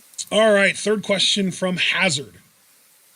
Do you know, and this is for you only, John, actually, do you know the Romanian-born, and I'm not even going to try and pronounce it, I'm going to send you the name on Facebook. Whoa. You can tell me if you know how to pronounce this name. Yes! When you said Romanian, I thought that's who you'd bring up. I say Cioran, it's probably Cioran or something like that, so I too have trouble with pronunciation. Here's the thing, I haven't formally read his works. I know a few people that are a huge fan of his. He's a pessimist. I've always meant to read more of the philosophical pessimists because I feel like they just capture my moods so well. But he actually has one of my favorite quotes of all time. It's kind of dark, admittedly, but it's from an interview that he gives. And he says that if it wasn't for suicide, I would have killed myself a long time ago. And he goes on to explain that because he knew suicide was always on the table, like, that's what made him free and able to live life and able to appreciate his freedom. And he critiques other people's notion of freedom. And he's like, no, true freedom is even being able to opt out of existence itself. That's how you know you're really free. So he almost turned suicide into this, like, weirdly affirmative thing, which in the midst of a mental health crisis, I wouldn't suggest. I wouldn't be like, oh no, it's beautiful. But just as a general existential view, it's probably one of the most unique that I've seen. So yeah, he's pretty fucking fascinating. I've heard he might have had fascist tendencies with the Romanian Iron Guard and stuff like that. I'd have to look more into that. And if that's the case, I mean, obviously I don't fuck with that shit. But I feel like I'm more open than some of my colleagues about reading philosophers with questionable pasts. Like, I read Kant, he was notoriously racist. I think it's important to do that intellectual labor and parse out their racism from their philosophy, or even see how one informs the other. You know, asking the question, how does their anti-blackness inform their ethical and metaphysical worldviews? So, yeah, Ciaran's a good dude. I fuck with it, potentially. Yeah, it's just some interesting stuff going on there. So, next question. So the fourth question here is basically like he hears us talk about new rock stars sometimes, and he loves our new rock stars too. And he wants to know, when we watch those new rock stars like Easter eggs and things you missed videos, how many of the things that they point out do we usually already know about, and how many are them like bringing stuff to new light to us? Oh God, I feel like for me personally, a lot of stuff comes to light because I'm not one that catches Easter eggs well at all. I would say like 60% are new to me, and the other 40% are like, oh yeah, I knew about that, I saw that. I'd say 70 to 80 for, again, I'm really bad at catching Easter eggs unless it's like blatant, like there's like a sign in there or something that's like, oh, that's like a Spider-Man sign in an Iron Man movie or what the fuck ever. Like, yeah, I won't catch that shit. I won't catch that shit. Like the Buzz Lightyear doll on the floor in Monsters, Inc. Exactly. Yeah, I'm bad at that stuff. All right, fifth and final question from Gillis is, where and how would you like to see Luis Fernandez Gil, a.k.a. Dario Cueto, come back to the wrestling world? He was such a beautiful part of it. I think for me, the easy answer here is, if we ever get a Lucha Underground reboot or a Lucha Underground movie, I don't know if I would want him back in any other capacity. I think the only other capacity I would talk, because I agree with you wholeheartedly, that is the ideal, that is chef's kiss level good, right? But if you even wanted me to accept some crap, it's like, okay, well, what's the worst case that's still good because you appreciate him as an actor?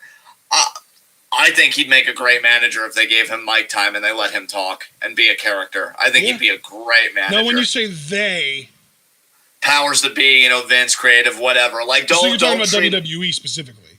Yeah, well, I mean, yeah, because you're going to work for one of the big cats. I think, honestly, he may even do well in New Japan. I don't know, though. Maybe AEW would even be better. I don't care for AEW personally. See, I was thinking more Impact than AEW. Impact might work. I really need to start opening my mind to Impact more because I honestly forget about them so much. But yeah, Impact be good. I think any promotion that really gives him the creative freedom to be the kind of manager that I feel he could be, again, which is like worst case but still palatable enough that I'd ride with it because you gave the best case scenario by far. Yeah, I think a manager in Impact would be good. Yeah, I'd be down for that. All right. Next set of questions are from Super Blue. First up, 1 year later, how do you feel about the coronavirus, and has it affected your family or anyone you care about? Honestly, I'm just going to own my truth here. Not really. I mean, my family, we were incredibly fortunate. We had a scare at first because there were positive cases at Chris's workplace, but Christy and Chris haven't sweated the virus more or less like after the initial fervor. Like, I know Christy kind of panic shopped a little bit. She didn't bring home 70 rolls of toilet paper, but she stocked up on food and stuff. But then as we got a bit more relaxed into it,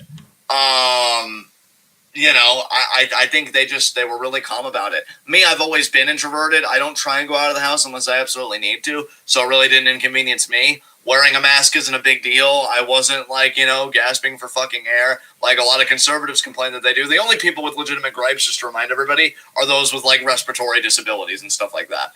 I hear you out. We're all one community there. Fucking people that are anti-mask for ideological reasons, fuck off. So yeah, it didn't really inconvenience me much. I feel like our lives really were more or less unchanged. I think the only thing that it inconvenienced was, I guess, maybe I would have liked to have had appointments sooner. And oddly, on a personal level, it didn't affect the life I was living now, but I've been trying to live differently because I was getting ready to be more social and go out more. And then COVID happened, and it's well, good thing I have all this introvert training. So yeah, and I guess it affected TWitWoW on some level because obviously a lot of shows were canceled, which means our recording schedule changed drastically. But if we're talking negative effects, not really. So what about you, man? As far as I know, it hasn't killed anyone that I'm close with. And I know the only person that I'm certain has gotten it that I'm close with was my grandma, my nan.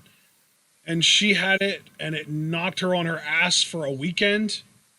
And she wasn't quite right for another week after that. And then she was good, and she's fine now. So, really, I know that this is incredibly selfish of me, but at the end of the day, this is legitimately my situation. COVID has had an incredibly positive effect on my life from a financial standpoint because I have been able to get all these stimulus checks. I'm planning on using my next one to buy a laptop. I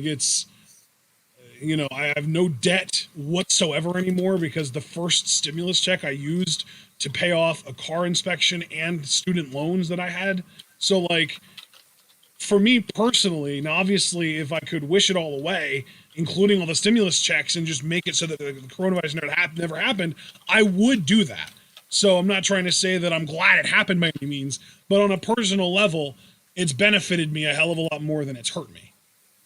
I'm the exact same as you, dude. I mean, again, I don't mean to sound callous or selfish, but when it first happened, to be honest, I was grateful for the freed up time from our recording schedule. I got a lot of reading done at first. And like you, I reaped in the financial benefits, although it's funny because I still haven't gotten my third stimulus. And a lot of SSI recipients like me haven't gotten their third stimulus either. So I'm wondering when the hell it's coming.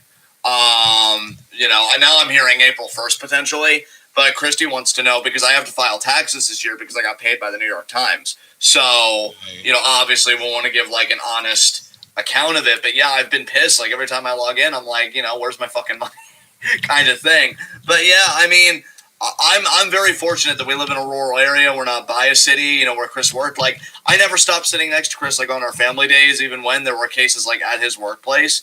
We just kind of went along with it, honestly. It was weird. But, yeah, it's just how it was. All right. Yeah, let's get into the next question from Super Blue. How do you feel about the results of AEW Revolution and the explosive, in all caps, with hard quotes around it, ending? Because I really don't care for AEW, I don't even want to dunk on it that long. It was funny. Just really fucking funny. That's all I have to say about it. I really can't believe they let that air, and then they try and say, Kenny Omega doesn't know how to set a trap. He's like a Wile E. Coyote type thing. And it's wow, you just buried your world champion just to cover your own ass. Clearly you have everything together. Great job. So yeah, that's how I'm feeling about that. Yeah, anyway, the one positive I think that I took away from it is that Sting Darby Allin Team Taz match. That looked dope as hell. Yeah, I still haven't watched that. But I've been hearing excellent things about it. So yeah. All right, third question from Super Blue. Why does the Fiend get to stay off TV after Randy Orton takes him out, but Sasha Banks is only gone for 1 week after Bayley assaults her and wins the women's title from her a month later? I disagree that Sasha. I feel like she should have been gone longer for sure, but Randy set the Fiend on fire.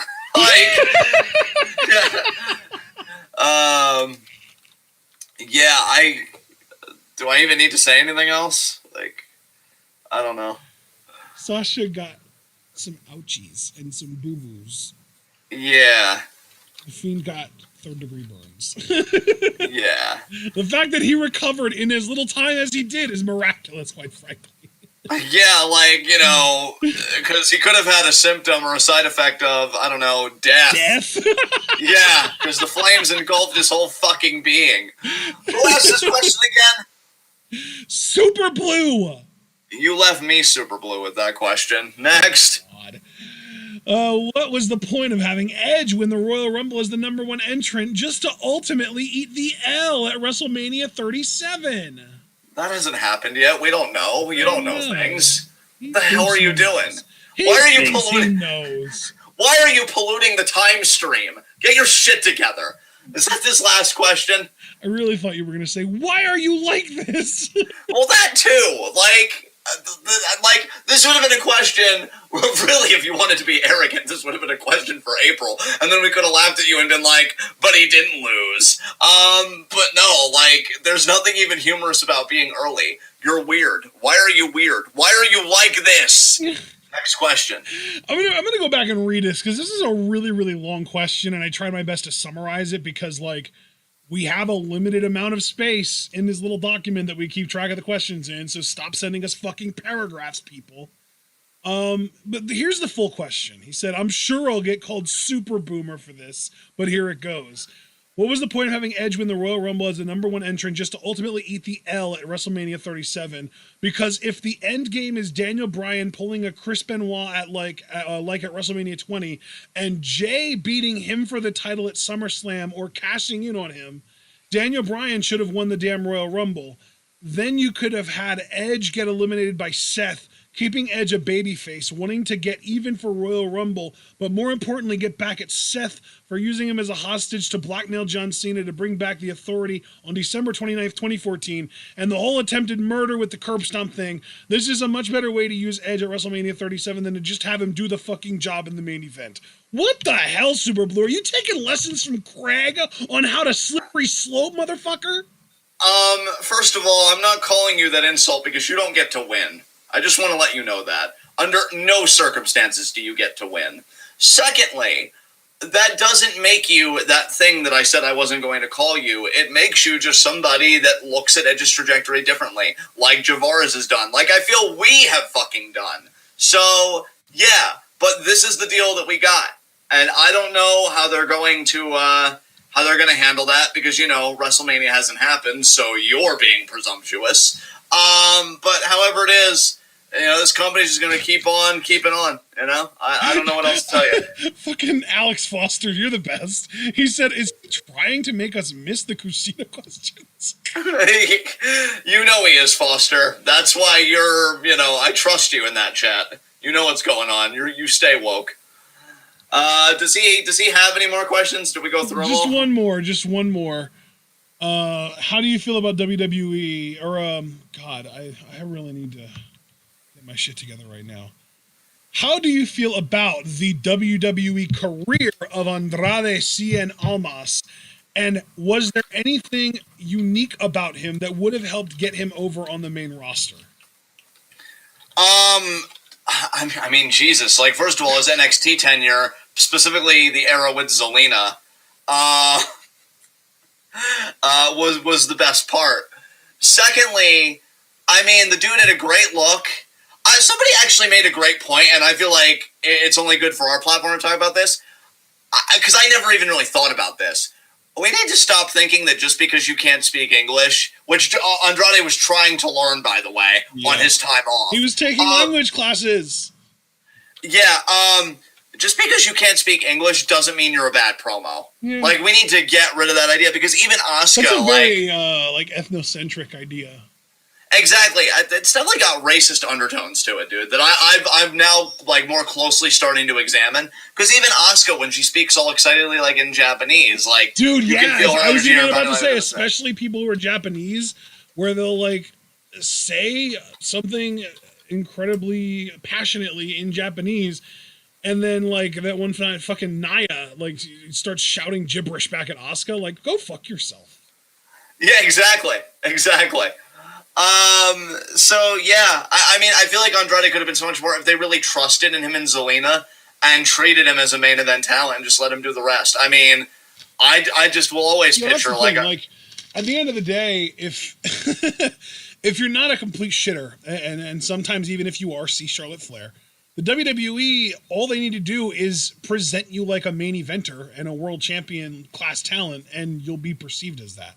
It really is that easy. The WWE holds all the fucking power. Vince McMahon holds all the fucking power, which is why I always get so fucking sad when certain performers go to WWE or to NXT who I really like in, say, New Japan, for example. Exactly. The WWE machine has shown that they can make a main eventer out of pretty much anybody. Yeah. And that's not even like us trying to say anything about like Kofi Kingston, but like let's look at Jinder Mahal. Like, you know what I mean? Like, yeah, it's Kofi. Kofi was an amazing talent. There is, an amazing talent.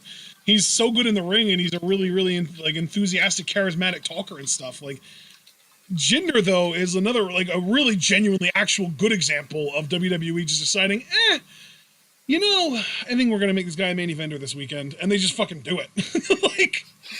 They didn't hinder Jinder. No, so like, if you could do that with Jinder fucking Mahal, who really the best thing about his main event packaging, let's be real, was the theme song. That theme song is a legit banger. Okay, yes. I will cop to that 6 ways to Sunday. But again, though, that's a creative decision. They could get a dope ass theme song for anyone if they wanted to. Yeah, and then they already had that for Andrade. He already had a great look, and like they just chose. I don't really feel like it. Yeah. And the thing is, too, Andrade was a fucking heel. What happened to the days when guys cutting a promo in another language were like ultimate heel heat getters? Like, I feel like there was a point in time that Andrade could go out there, cut a promo in Spanish, get booed out of the building, and then have like a top babyface come out and get the biggest pop of the night because Andrade built him up to get him to like come out and get the big pop. I love that that's where Vince draws. Well, actually, you really could say that it's just a further part of his xenophobia. Like, no, you got to speak English. Like, no, dude, you're getting worked because you're xenophobic. There's so many people that share your ideology. Yeah. Let him speak his native tongue. Yeah. And even then, like, how many times do we have to say, if they can't talk, give him a manager? He had one. He had a really good one in Zelina Vega. And they broke them up, and then they released her because she refused to shut down her Twitch. Like, fuck you, Vince. Yeah, like, this really was a case. And people could say that, like, I'm being uncritical towards Andrade or whatever. Nah. To me, this is a case from all accounts, he's an amazing person. From our accounts, he's an amazing wrestler. He can cut promos if you let him speak his native language. And even if you don't want him to do that, he had Zelina who could cut great promos for him. There is and he looks amazing. He looks like $1 million. Like, there's no flaw to pick. I'm so glad he got out at 31 as opposed to like 36 or 37. Yeah. Like the best years of his wrestling career are going to go somewhere where he'll actually hopefully be fucking used. But yeah, I mean, this is just a case of WWE willfully choosing not to do anything with him. And like, I loved when somebody tweeted, I wish I could fucking find it. Did I like the tweet? I never like the tweets that I want to keep. That's a fatal flaw of mine. But it was more or less like, Alberto Del Rio was nothing compared to Andrade, and he's like a 36-time world champion. Like, they gave him fucking everything in his first year in the company. I mean, I guess Andrade could have taken a lesson and just been more of a piece of shit. Yeah, like, dude, it's sad to me, like, that I know you're joking, but, like, there's some reality there. It's like, I think the real secret there for Andrade was he had to grow a few inches to be more of a piece of shit. Oh, I did like the tweet. Oh, my God. Somebody tweeted Alberto Del Rio was a 36-time world champion, and they couldn't find shit for La Sombra to do. And I'm like, yeah, like, when I saw that, I'm like, oh, my God. It's so true. Because, really, Andrade had everything over Del Rio. You could maybe debate me, and it would be a debate I'd have in good faith, that Del Rio had better packaging with the ring announcer and the fancy cars, especially in the beginning of his run. But, like, here's the thing, homie. Andrade had great packaging in his own right, and he didn't even really need it because he's so exceptional in every other area. Like, Del Rio's boring as shit in the ring. Andrade can have match of the year contenders when you let him off the leash. He had Zelina. Ricardo Rodriguez, I ain't about to diss him. He seems like a good dude. But Zelina is just fucking awesome. Like, yeah, Yeah, you could have really appealed to that Hispanic market fucking big time. And it's like, nah, they don't really interest us anymore. Fuck you. Oh yeah, and I think Javaris is definitely onto something where he said in chat, why do I feel like Vince felt some type of way that Andrade started dating Charlotte? Yeah, Vince doesn't want, in his mind, a dirty Mexican to be dating one of his Aryan queens. Well, first of all, oh God, I really don't want to believe it's that bad, but it's Vince. Oh, it's and we've Vince. Heard the It's definitely that bad. Yeah. Yeah. But dude, he was the same way with Lana and Rusev. It's the exact same situation. Yeah. And they were married. I mean, I think Charlotte are Andrade and Charlotte married. They might be. I thought they were still engaged. I don't know. Yeah, I have the same energy as you, Foster, because I don't even really know how to react to that. But, like, Andrade's such a talent that ever since he's been released, I've been playing in my mind over and over again Okada versus Andrade. And, like, I want the real thing. Like, I can't... The mental images that I'm conjuring up of Andrade having these ridiculous counters to the Rainmaker and possibly the money clip, just don't do justice to the... Did you just get a chub for the money clip? No. The chub is from thinking about Andrade doing that step through back elbow as a counter to the Rainmaker. Oh. Oh, see, now I have like a contact chub, so that happened. I oh my fucking God, I want that match so bad now. You know what I told Javaris? John. Because, dude, you know I'm abusive towards you in subtle ways. But I even told Javaris, you want to talk about the abuse I did to you? I can't imagine the number I did to Javaris where I'm like, oh, Javaris, think about it. We could get Andrade in a G1 this year because he has a non-compete. Or he doesn't have a non-compete. I keep getting that mixed up. But, like, he's probably not going to show up for the G1 because he'll probably show up in AAA. Because fuck our happiness, right? Oh, he didn't even wrestle in AAA before he went to WWE. Well, then he'll go back to CMLL. I don't know. But CMLL's in partnership with New Japan, so we're a step closer now. That is true. Dude, give him to New Japan for the G1, please. And Andrade. Can you imagine the counters Andrade could come up with for a Kamigoye? Don't... Andrade, baby. You know how you used to say, Alistair, baby. Andrade, baby, don't go to AEW. You know you want to go to New Japan. You know you do. Alex Foster, you son of a bitch. I'm never going to get it, and you made me want it. How dare you? Don't you love how we're just conspiring to ruin your life? Oh, Son Andrade. Oh, you have a ship name for them already. That was quick. Oh, it's so easy, though. It's so natural. Javaris, if he goes to ROH, my spirit dies. Because, like, fuck ROH. That is where Roosh is. Yeah, but don't you want to be with Naito instead? Naito, yes! They were so close, too. Go be with Naito. Go join LIJ. Dude, I wouldn't even mind if Andrade turned heel on Naito and tried to take over LIJ and be the new leader. Oh. Like... Do you need a minute? Like, yeah. Oh, God, don't go to ROH. Dude, don't go to ROH for one guy. Go to a company where you can have the best matches, and I guarantee you, Andrade, it's fucking New Japan. Yeah, and then just get in Rush's ear and be like, hey, man, I know you're kind of the king of the mountain over here. My perspective, that mountain's kind of a molehill, so maybe come join me on the real mountain, please. Yeah, let's run this shit together. Look, I've wormed my way into LIJ. I'm gonna supplant Naito, and then you can get in on this shit. And then we could do, like, inner fucking warfare. Yeah! Oh, my God. Yeah. Mark is like, can he bring his theme song up? Honestly, the composer for New Japan themes, I'd be excited what they could come up with for Andrade. They do some real fucking bangers. As long as they use more Spanish guitar, I'm down. Hell yeah. So, I can't wait for Andrade to, like, go to AEW and just leave me completely fucking mad. Next question. Oh, that's such a nightmare scenario. The next set of questions are from Mark. First up, would you agree or still agree that they should have saved Sasha Bailey for Mania? Oh, I want Sasha Bailey to main event Mania next year. Like, Bailey has been so on point. I want her to main event a Mania. But I will say that I think you could have done an amazing story leading up to the main eventing of Mania. Absolutely. I wouldn't call it I think we talked about that and how like it would be better to make this like a multiple year angle where it leads to Sasha finally getting her first ever win at WrestleMania in a singles match. And yeah, they're not going to do that. But do we think they should have? Obviously, we came up with it. Yeah. God, we're so good. Next question. Second question from Mark. Should the ref... Oh, God, this fucking question. Mark, I got to tell you, man, I'm usually a big fan of your questions, but this is some of the markiest shit you ever asked. Second question from Mark is, should the referee from the Alexa Randy match be punished in some fashion for not doing his job properly, considering it was not a no DQ match and the Fiend blatantly attacked Randy in front of the ref's face, and this was not immediately called a DQ? I don't know, Mark. Do you feel like I should be punished for routinely saying fuck quadratic equations? Because fuck quadratic equations.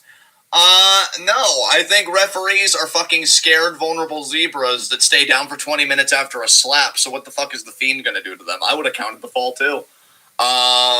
So, yeah, I don't think that ref should have been punished. Mark's saying yes. Well, I'm already in my room, Mark. Face on you. Exactly. See, you get it. Next question. Oh, I'm cracking like an egg, man. It's happening. Oh my God, yes! Next question from Mark is, do you think Becky will make an appearance at Mania? Not in a match or as a return, just an appearance. She should show up to laugh at Seth getting swung 24 times by Cesaro. Like, Cesaro should be swinging him. Becky walks down that long-ass ramp. She gets to, like, the fucking apron. Seth is still being swung. She points, she laughs at him, she turns around, and she leaves. Greatest cameo at a Mania fucking ever. Okay, that's a nice fantasy booking idea, but do you think it'll actually happen? Do you think she'll actually show up?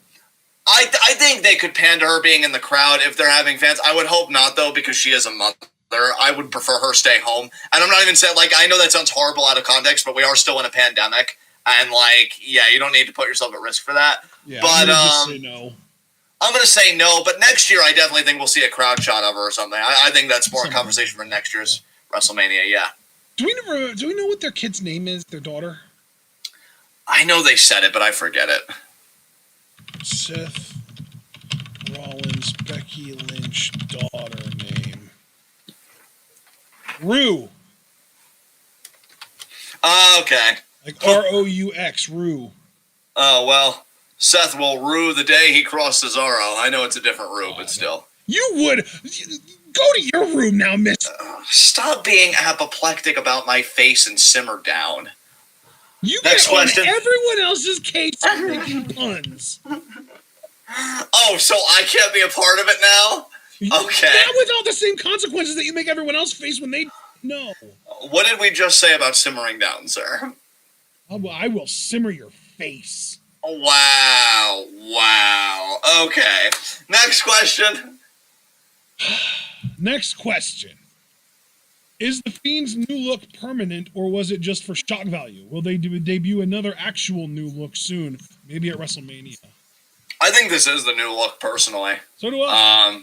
I didn't know yeah. that there was even like a question about this. I thought like, yeah, this is his new look. That's what the whole big deal was building up to. Yeah. Next question.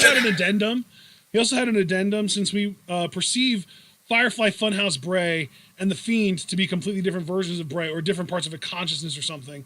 Do you think Firefly Funhouse Bray is also burned like the Fiend, or is he completely unscathed? I'm gonna say unscathed, actually. We'll see how that goes. I don't know. Do you think he's gonna have a burn mark or two? It would be interesting if they just used like some like red makeup to make it look like he's like burned on his face and maybe on his hands or something like that, since he's always in that like sweater anyway and the turtleneck or whatever. Yeah, that's fair. That's fair. Like it wouldn't take much effort to make him look burned. No, not at all. All right, fifth and final question. Can we call Retribution the worst faction in WWE history, or does another still hold that title? Are they worse than the Core? I mean, wasn't the Core only like a one-night thing? No, it lasted a bit. I'm thinking about the Apple. Yeah. The core, though, Ezekiel Jackson was the Intercontinental Champion at that time, wasn't he? But that was after he excommunicated from Core. I think the most the Core did was tag titles. But then again, Retribution didn't win any championships. Yeah, they at least held titles. Yeah, Retribution's the worst. Yeah. As their theme song says, shut it down, which they did. Did the Job Squad ever hold any titles? I mean, probably not. Would they be a Job Squad? Well, then again, maybe one of them was a hardcore champion. Yeah, I was thinking like hardcore or like European or something like that. I feel bad that we keep doing this to Foster because he adores Ali, and it's just like, fuck, it's not really us doing it. It's we us love Ali too. We're rooting for the guy. We want him to. Hell, we even talked about he should have won the Royal Rumble for fuck's sakes. Yeah, I mean, it's really not our fault, Foster. I hate to say it, but I think what's not fair about this is the wording, because to me, if we're talking about a faction being a collection of talent, low-key Retribution might be one of the best factions ever. Just because from a collection of talent standpoint, like Mia Yim is a great female wrestler, Ali is exceptional, T-Bar is exceptional if they would let him go. Even fucking Slapjack is an amazing wrestler. Mace has an amazing main event look and a lot of upside. Like, it's a genuinely great collection of talents. But if we're talking about the worst booked factions, nothing will ever hold a candle to Retribution, I don't think. Yeah, absolutely. Like, somehow or another, Vince McMahon managed to underbook himself. Like, what's the opposite of outbook? Like, when you outdo something, what's the opposite of that? Oh, God, I've never even thought about that. He did that to himself from the Invasion. Like, he somehow managed to book Retribution worse than he booked WCW's invading wrestlers for the Invasion. Yeah, damn. Like, if we include the Alliance as a faction, I still think Retribution was booked worse than them. Yeah, I would agree with that. So, it's really, really sad. Next set of questions are from Javaris. Good to see you, Javaris. First question, who has the best chance of winning the Cinderella tournament? Mayu, Starlight Kid, or Azumi? And then he added in parentheses, John. Be honest. Being honest, I'm now looking at Mayu having the best chance because I do think they want to, continue the Mayu Tam story, but I'm still pulling for Starlight Kid to win it. I think that'd be huge for her. The question now is, though, is she going to win it as a member of Stars or potentially as a member of Oedo Tai? Yeah. I'm still saying Starlight Kid. All right, man. All right, yeah, so we both got... I'm saying, again, Mayu, but I'm rooting for Starlight Kid, and you're just sticking with Starlight Kid in general, so we'll see what happens. Second question from Javaris. Am I the only one who still thinks that Bullet Club kicks Jay White out and replaces him with Evil by the end of the year? I was really convinced of that before Jay left for a hiccup and then came back and now he's doing this stuff. Now I'm not so sure. Yeah, I literally, to me, if they weren't going to do that at Wrestle Kingdom earlier this year, there's no better time than that. So I don't really think that's going to happen now. Yeah, I've honestly kind of stepped off of it personally. To me, once Jay White loses to Kota Ibushi, and then, I forget, did he lose again on the following night? I don't remember. Well, yeah, because Ishii pinned him. That's right. So once he loses boom, boom, back to back, he's at his lowest point, and then the following night on New Year Dash should have been the Bullet Club beating him the fuck up, kicking him out, and then he can go on his little hiatus, and then he can come back as a solo act and target Ishii, which to me is more interesting, because then he's outnumbered, and maybe he has to team with Young Lions or something. And there's just so much more story to mine there to me. And I personally would be 150% behind a solo, having just hit rock bottom and then turned face version of Jay White winning the G1 this year. But right now, I'm not sure about that. Yeah, I completely agree with you there. Third question from Javaris. Is it me, or do nearly all the stories going into WrestleMania seem like total shit other than Bianca Sasha? And see, I feel like the Bianca Sasha story can be better, actually. Oh wait, actually, did I read that wrong? Is it me, or do nearly all the stories going into WrestleMania seem like total shit, not just Bianca Sasha? So maybe he's including Bianca Sasha in that even. Yeah. I mean, kind of. I am enjoying the Edge Roman story, particularly Bryan's involvement.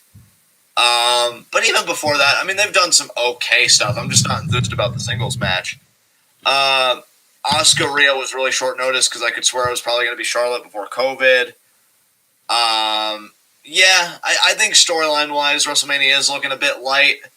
I have friends that are like fucking going that don't seem to be too enthused, and they thought the card was better last year, but that's when COVID was like in full swing. So yeah, I'd say it's pretty light, narratively speaking. How do you feel, bro?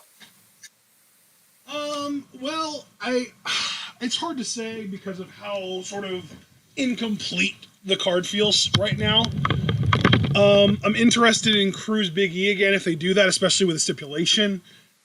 I am interested in Rhea Asuka. I'm interested in Sasha Bianca. I'm interested in the triple threat for the Universal title.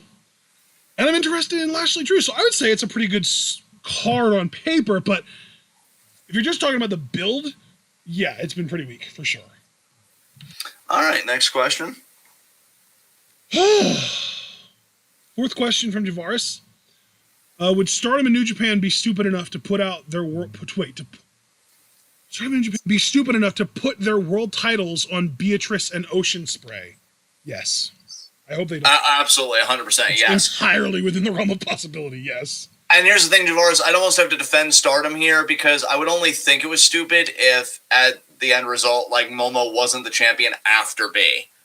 If Momo's the next champion, I honestly think that's a great fucking story that they told. Of B literally being a bully to Momo to the point where she said, I'm done with you, you're nobody, you're nothing. And then Momo's the one that beats her for the world title. Like, I've even said that, like, if they do that, that could be, like, a storyline of the year for me.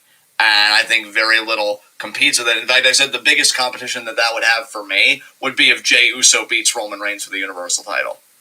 Now, Ospreay being world champion, I don't know who you have as champion after Ospreay, maybe Okada again, which I find far less inspired than Momo beating B. So I'd probably be more critical of Ospreay winning and beating Ibushi at this point in time than B beating Utami. So, yeah, I think I agree with you there. All right, next question. I have a question for you, actually. Okay. If B beats Utami for the title April 4th. Yeah. How would you feel if Momo came out, challenged her immediately to a match on the next Korakuen show, which I believe is the 30th, and actually fucking beat her on that show? Like, literally, B gets a 26-day title run. Momo beats her ass in like 7 minutes and wins the title that way. I'd be cool with that. All I care about, dude, is that Momo's the next champion after B. That's okay. Yeah. I didn't know if you really wanted them to like drag it out and make Momo really like go through the gauntlet kind of thing before she got her hands on B. I think that's always preferable. But if you told me like, oh, this is the option we're going with instead, I'd very quickly get over it because I think the bigger thing is B has been antagonizing Momo for so long that for Momo to humiliate her in that fashion, in fact, depending on how you look at it, that might actually be better than Momo running the gauntlet. Because, like, B's been talking so much shit. So imagine you talk that much. In fact, that's one thing. And I thought it was a really, like, insensitive and even gross storyline at times. But that's the one thing that the fucking Piggy James storyline that Lay Cool and Mickey James were a part of did right. Is that they were just fucking hazing her on TV. Came time for the matchup, Mickey squashed them in fucking no time. So, like, that's really embarrassing. You talk all that shit and you lose in under 10 minutes. And especially for a company like Stardom that is about those work rate matches and everything, like, that'd be the ultimate humiliation. So depending on how you look at it, that might even be better than the traditional, oh, I've got to overcome all this, and she's bullying me through it all, but look at me, I won the title. I think both are great, but as long as Momo is the next champion, I think that's priority. Yeah. All right. Next up is our first question from Rotten Butter. Would you know what it is? So do you want to go first or should I? You know what? You go first this time. I always go first and I fumble the ball, so. Well, we've been continuing our Marvel rewatch. We've gotten through quite a lot of Marvel content this month. Mostly Agents of S.H.I.E.L.D. and Netflix shows, though, I will say. I think last time we left off at right around the time that we were watching Doctor Strange, I want to say, or maybe like AOS Season 4 it might have been. I think, actually, yeah, we were in the middle of AOS Season 4 when we left off. So we finished that. We tried watching Inhumans, but it's an actual trash show, so we literally barely even got through the first episode, and then we stopped. We watched Jessica Jones Season 2, we watched Luke Cage Season 2, we watched the first 10 episodes of AOS Season 5, we watched Thor Ragnarok, and we watched Iron Fist Season 2, and now we're taking a little tiny bit of a break. We're probably actually going to get right back into it tonight, though, with Daredevil Season 3. But last night, we watched Raya and the Last Dragon, and it was amazing. I told John I think that is my favorite animated Disney movie since Moana, which is a list that is, like, really prestigious because it includes shit like Zootopia and Coco and Soul, which I loved all of those movies, but I just fucking loved Raya. It's such a good movie. So, I mean, just having Disney Plus, I mean, hell, WandaVision's last few episodes have happened this month, and we watched the first episode of Falcon and the Winter Soldier last week. That's been great so far, and we're going to get another one tonight, thankfully. Tomorrow's going to be insane, because we've got so much shit dropping. Like, we've got Invincible going to be starting tomorrow. That looks amazing. John, help me out here, please. What else is coming out tomorrow? It's insane. Isn't The Irregulars that show about the Sherlock Holmes assistants? Yeah, The Irregulars. Kong versus Godzilla, I think, is dropping tomorrow as well. Solar Opposite Season 2. Solar Opposite Season 2. Hell yeah, it's going to be amazing. Yeah, I'm very excited about tomorrow. It's going to be a lot of fun. What other, like, movies and stuff have we watched? Let's see. I personally have been watching, and I say this because I feel like I just sounded slightly like Job when I said something there. Arrested Development, I've been watching with my mom over the course of the month, which John and I already watched the entire first few seasons up until they did, like, the weird Netflix remake that we didn't like, so I just love that show. We watched, let's see.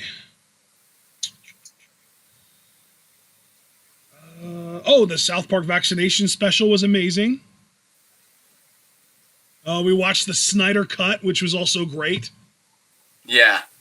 As far as music goes, I've actually been on a real music kick over the course of the last week or two. Just because I'm kind of discovering, or I guess rediscovering, more current pop music. Not really pop, but like hip hop, I guess you could call it. Like 24 Karat Golden and Ian Dior, I think is the guy's name, or something like that. And what else? I don't know if it would be called hip hop, more just pop, but Black Bear I really like. And The Kid Leroy is another one. I made a whole list on the music channel in the Discord. It is Ian Dior. A7S is another one that I really, really like. Quinn 92 I really like. Then there's this song called Astronaut in the Ocean by Masked Wolf that I loved. And I've also discovered a band by a YouTube/Twitch streamer named Steven Suptic. The band's name is Sugar, spelled SUGR ?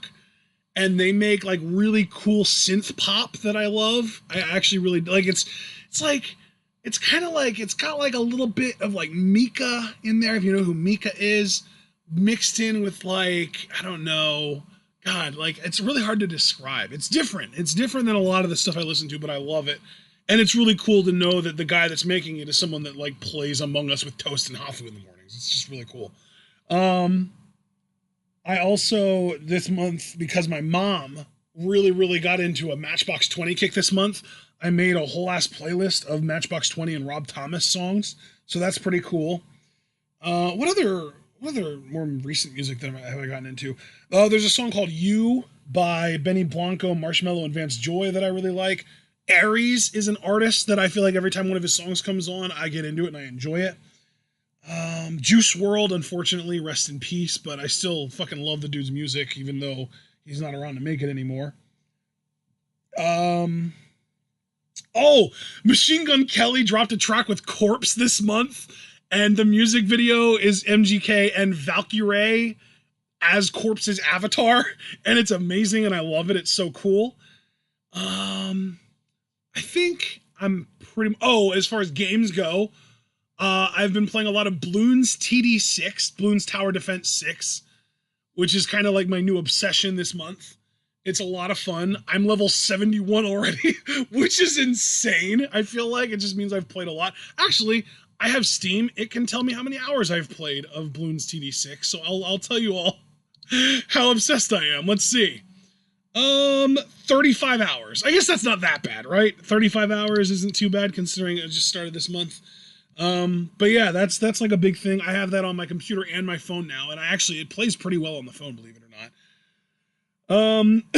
John and I have gotten back into Brawlhalla lately. That's been pretty fun. We're still playing Rocket League, which is very much not fun a lot of the time lately. And obviously we've still been playing Among Us every Monday, and I reinstalled MapleStory, and I'm actually able to play that now. I started a new character. I started Akana in Reboot, and I literally named her Asuka's real name, Kanako Yurai. So it's Akana, which, is Asuka's old name in Japan, and the name of the character is Asuka's real name in real life, Kanako Yurai. So I thought that was a kind of a cool little pun to play. But yeah, I think that about ends it for me, John. I'm sure that I missed some things that you'll be able to bring back up, but and yeah, Revel said I'm still trying to purchase a laptop. So am I. The laptop that I really wanted was supposed to be available in March, and I'm finding out now that it's being pushed back another month or 3, unfortunately. So I'm kind of at the point now where if I get my stimulus check and the laptop that I really want hasn't become available yet, I'm just going to take a trip to Costco. It's like 40 minutes away.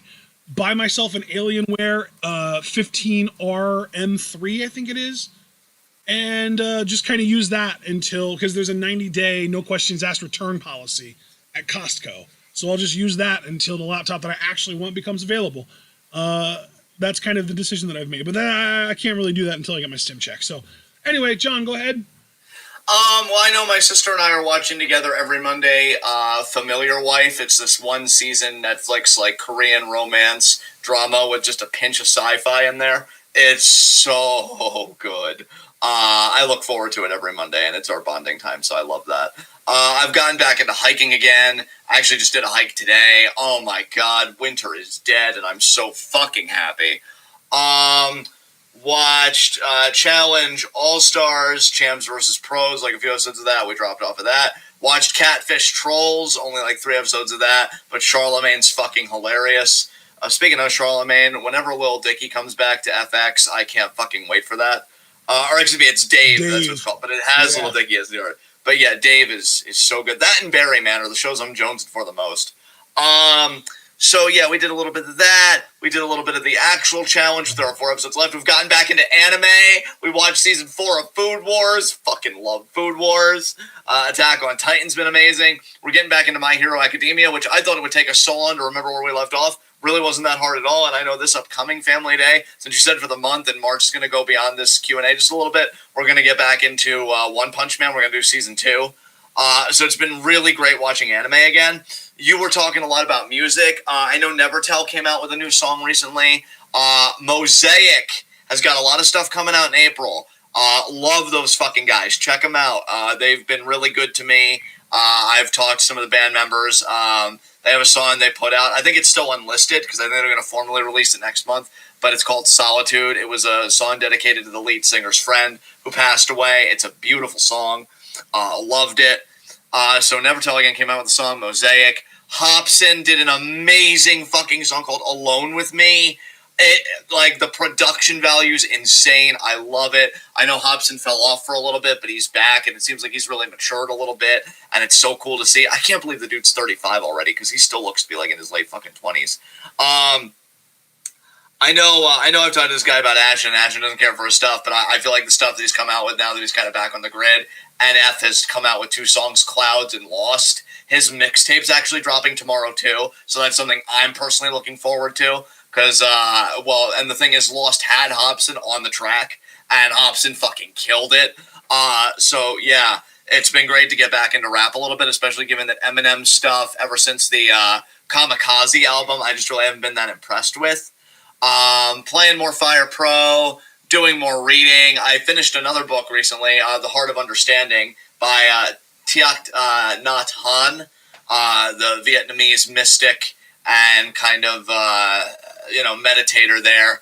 So more Eastern philosophy, which I'm getting more into. I want to start a book on Confucian moral self-cultivation that my friend Brian gave me. He's also going to send me a book on Mengzi that I hope to read. So I've been getting more into Eastern thought lately. I've started meditating, and it feels really fucking good. Actually, one of the hikes that I took was amazing because I didn't even bring my phone. I was gone for like 2 hours. I really took my time for it. It's more of a mindfulness walk, so that was really nice.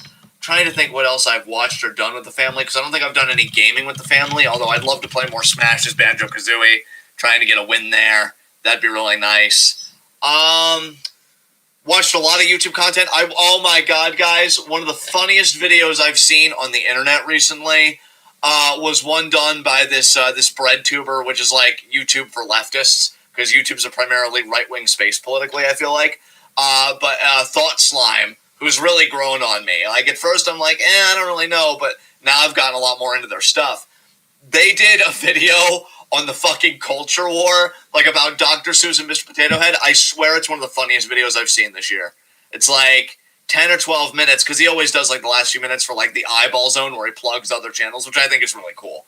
But yeah, he's like in 1994 CE, and he's talking about how like Toy Story came out, and Toy Story was great because it gave boys a man to look up to amidst like, and he mentioned Mulan, which taught girls that they can be things, and referenced Pocahontas. So it's like, in this movie, which wasn't nearly whitewashed enough for my liking, there was a real masculine hero.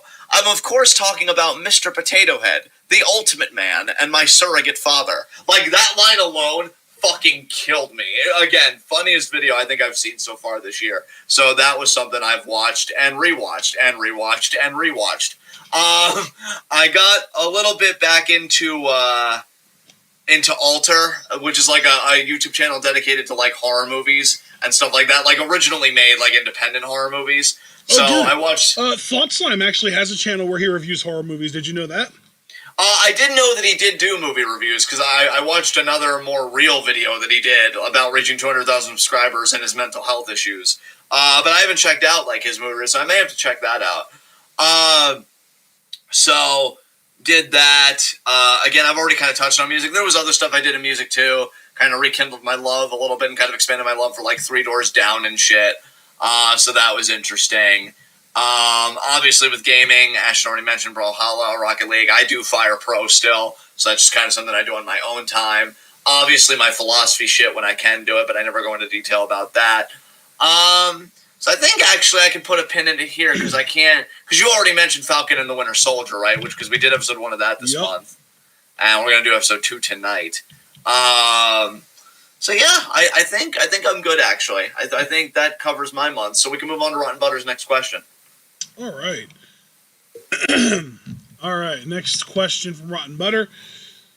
If you could bring one person back to life for 30 seconds, and just to be clear, they aren't disoriented from the revival and they understand English even if they wouldn't have in their time, who do you bring back and what do you say/do to them? Okay, I'm going to be honest. I blacked out for the second half of that question because I was catching up on chat. So what are they essentially asking? I apologize. Okay. I had a brain fart. You get to bring someone back to life, right? Yes. You only get to bring them back for 30 seconds, okay? Okay, 30 seconds. Okay. They're not disoriented from the revival, and they understand English even if they otherwise wouldn't have in their lives. Okay. So who do you pick, and what do you say/do in those 30 seconds? Holy shit. That's a really good question. This is a Rotten Butter question? Yeah. That's you have my favorite question so far in this Q&A. That is brilliant. Say that again? He said it's very philosophical. Yeah. Because that's the thing. My nerd brain is thinking of all these philosophers, but then my personal brain... Oh, fuck. Do you have somebody in mind already? Because if you do, I'll give you the floor. I don't. Really? I don't. Damn. Because it's like, I don't want to cheat and be like, oh, I do this, but not this. Like, I really want to treat this question with the respect that it deserves, because it's a really well thought out question.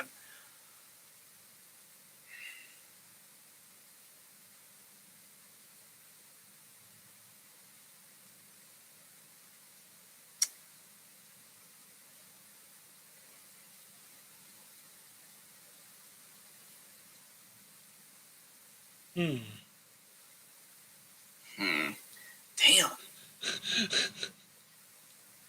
Now, like, this might be one of my favorite questions in the history of Q&A, because, like, it's given me genuine, but, like, I'm not even trying to stall for time. Like, I really am thinking, like, who do I want to go with? I think I don't want to name any names, and I don't want to name, like, the exact relation or anything like that, but I think that I have a deceased relative that I would like to bring back, and hopefully I would be able to gather the family before doing this so that we could all get one last hug in with this person. That's beautiful, man. And maybe just, like, let this person know how loved they were. See, because, like... And maybe ask them what to do about certain things. Yeah. See, because even if this was, like, a few years ago, like, I'll like, if we're just being truthful, and if this is a space to be truthful, I probably would have said, like, a Benoit to, like, tell him, like, dude, you really fucked up, but then maybe use the last 10 seconds to be like, but I also wouldn't be who I am without you, because he just made such a great impression on my life, and I always wanted to tell him that. Like, I always wanted to meet him, and I never got that chance. But then again, the nerd in me is like, oh, all these philosophers you could talk to for only 30 seconds, but you know they're not disoriented. Oh, God, and every philosopher, they're like me. They need more than 30 seconds to answer a question. So they'd be mid-thought, and then it would just poof. Like, fuck. So where do I go here? You already gave a great answer with a relative that you're not going to end. I respect that. You know what? I'm just gonna side with my nerd brain, because I've always said that I love philosophy more than I love wrestling, and that is true. I'd fucking bring back Socrates, and I would tell him what philosophy became as quickly as possible, and then I would ask him, do you regret dying for it? Because this is what you died for. This is what they did to your boy. This is how they massacred your boy. So yeah, I'd bring back the fucking OG, at least as far as the Western canon goes. And if not him, Zhuangzi for the Eastern tradition, because he's just a fucking beast who was so ahead of his time. But yeah, just because I said I'd pick one answer, Socrates. I'd go the OG, and I'd be like, so this is what philosophy is now. And even if right before he pooped out of existence, he was just like, what the fuck? Worth it. Because then I could tell everybody, see, even he thought you fucked up. Fuck you. So yeah, I'll go with that. That's good. That works for me. All right. And final question from Butter. When are you going to start selling NFTs of your videos? Never. Fuck NFTs. Okay, I think we should move on. I generally don't fucking know what an NFT is. It's like, well, here's the thing, dude. I think it's like another type of cryptocurrency or whatever, but it's like disastrous for the fucking environment. Like, all the resources it takes to make one, it's a fucking nightmare, apparently. Like, something like that. It's either like a cryptocurrency or something. In fact, maybe that's not even accurate, because the Rolling Stones said that they were going to release a song on an NFT, so that's clearly not right. But it's something, it's crypto something, right? And like, but the environmental resources that it takes to produce are heinous. So like, no, we'll never use it. Like, I know Ron Butter always uses third questions to like joke or whatever, but I actually can answer this sincerely. Fuck NFTs. So yeah. Next question. Of course, Abel shows up just in time to say NFTs are awesome. Abel, my patience is fucking wearing thin with you. Who let you out of the house? Don't go to your room. Answer the question first. Who the fuck let you out of the house? I am getting this sick of your shit, all right? If I wasn't worried about catching COVID, I'm already sick catching your fucking bullshit. Do you understand? God damn it. Okay, well... Oh, Ron Butter's actually here. Holy shit. It's like a digital deed to a digital object, and it's a huge scam. Yeah, exactly, Ron Butter. And then Abel's like, there are collectibles on a blockchain. Your next message didn't answer my question. Who the fuck let you out of the house? Jesus Christ. Are we ready to move on? I don't know. Are we? Are you happy seeing our son devolve into this capitalist fucking simp? Are you ready to move on? Because I'm not. Oh God! I mean, Abel asked questions this month, so we actually have Abel questions. Oh, did he? I don't know if I feel like answering them. Maybe we should let the free market solve the problem. Maybe we should let the free market answer your fucking questions. Wouldn't you love that, Abel? Wouldn't you love, Abel, if Amazon opened up a Q&A department? Wouldn't that just be a thrill in your fucking See, now he side? said, "Alright, I'm a head out." See, this is what happens when you attack Abel. You know what? Abel attacked himself with a pernicious ideology that he's poisoning himself with. I regret nothing. Next question. Next question is from Revel Icon, the first of 5. Would a racist heel wrestler work in today's environment? I think a racist heel wrestler could... Well, I have to be careful how I answer this. Because obviously we've moved so far right that a racist heel wrestler would cut a promo and the audience would be like, wow, finally a babyface that talks sense. I instinctively put the southern accent on it, but that's honestly unfair because you don't even need to be in that region. That's how like mainstream I feel these views have gotten. Like it really would just be like, yeah, that babyface is talking sense. No! They literally just said we should round up the fucking families that came here, the refugees, including the children, and deport them. Yeah, I know. Finally, a hero that stands for my values. No.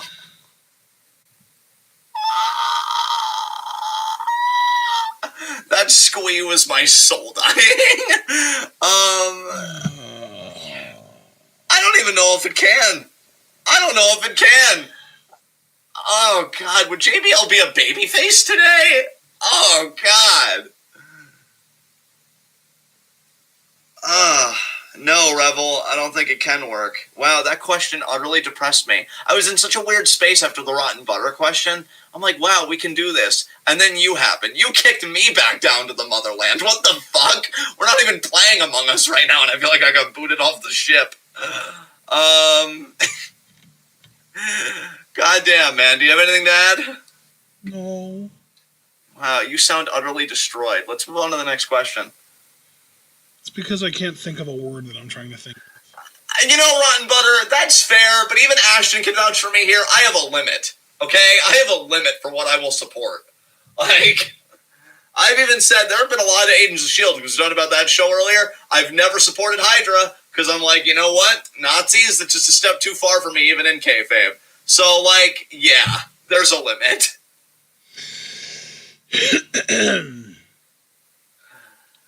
All right, next question. Let's go. Let's do it.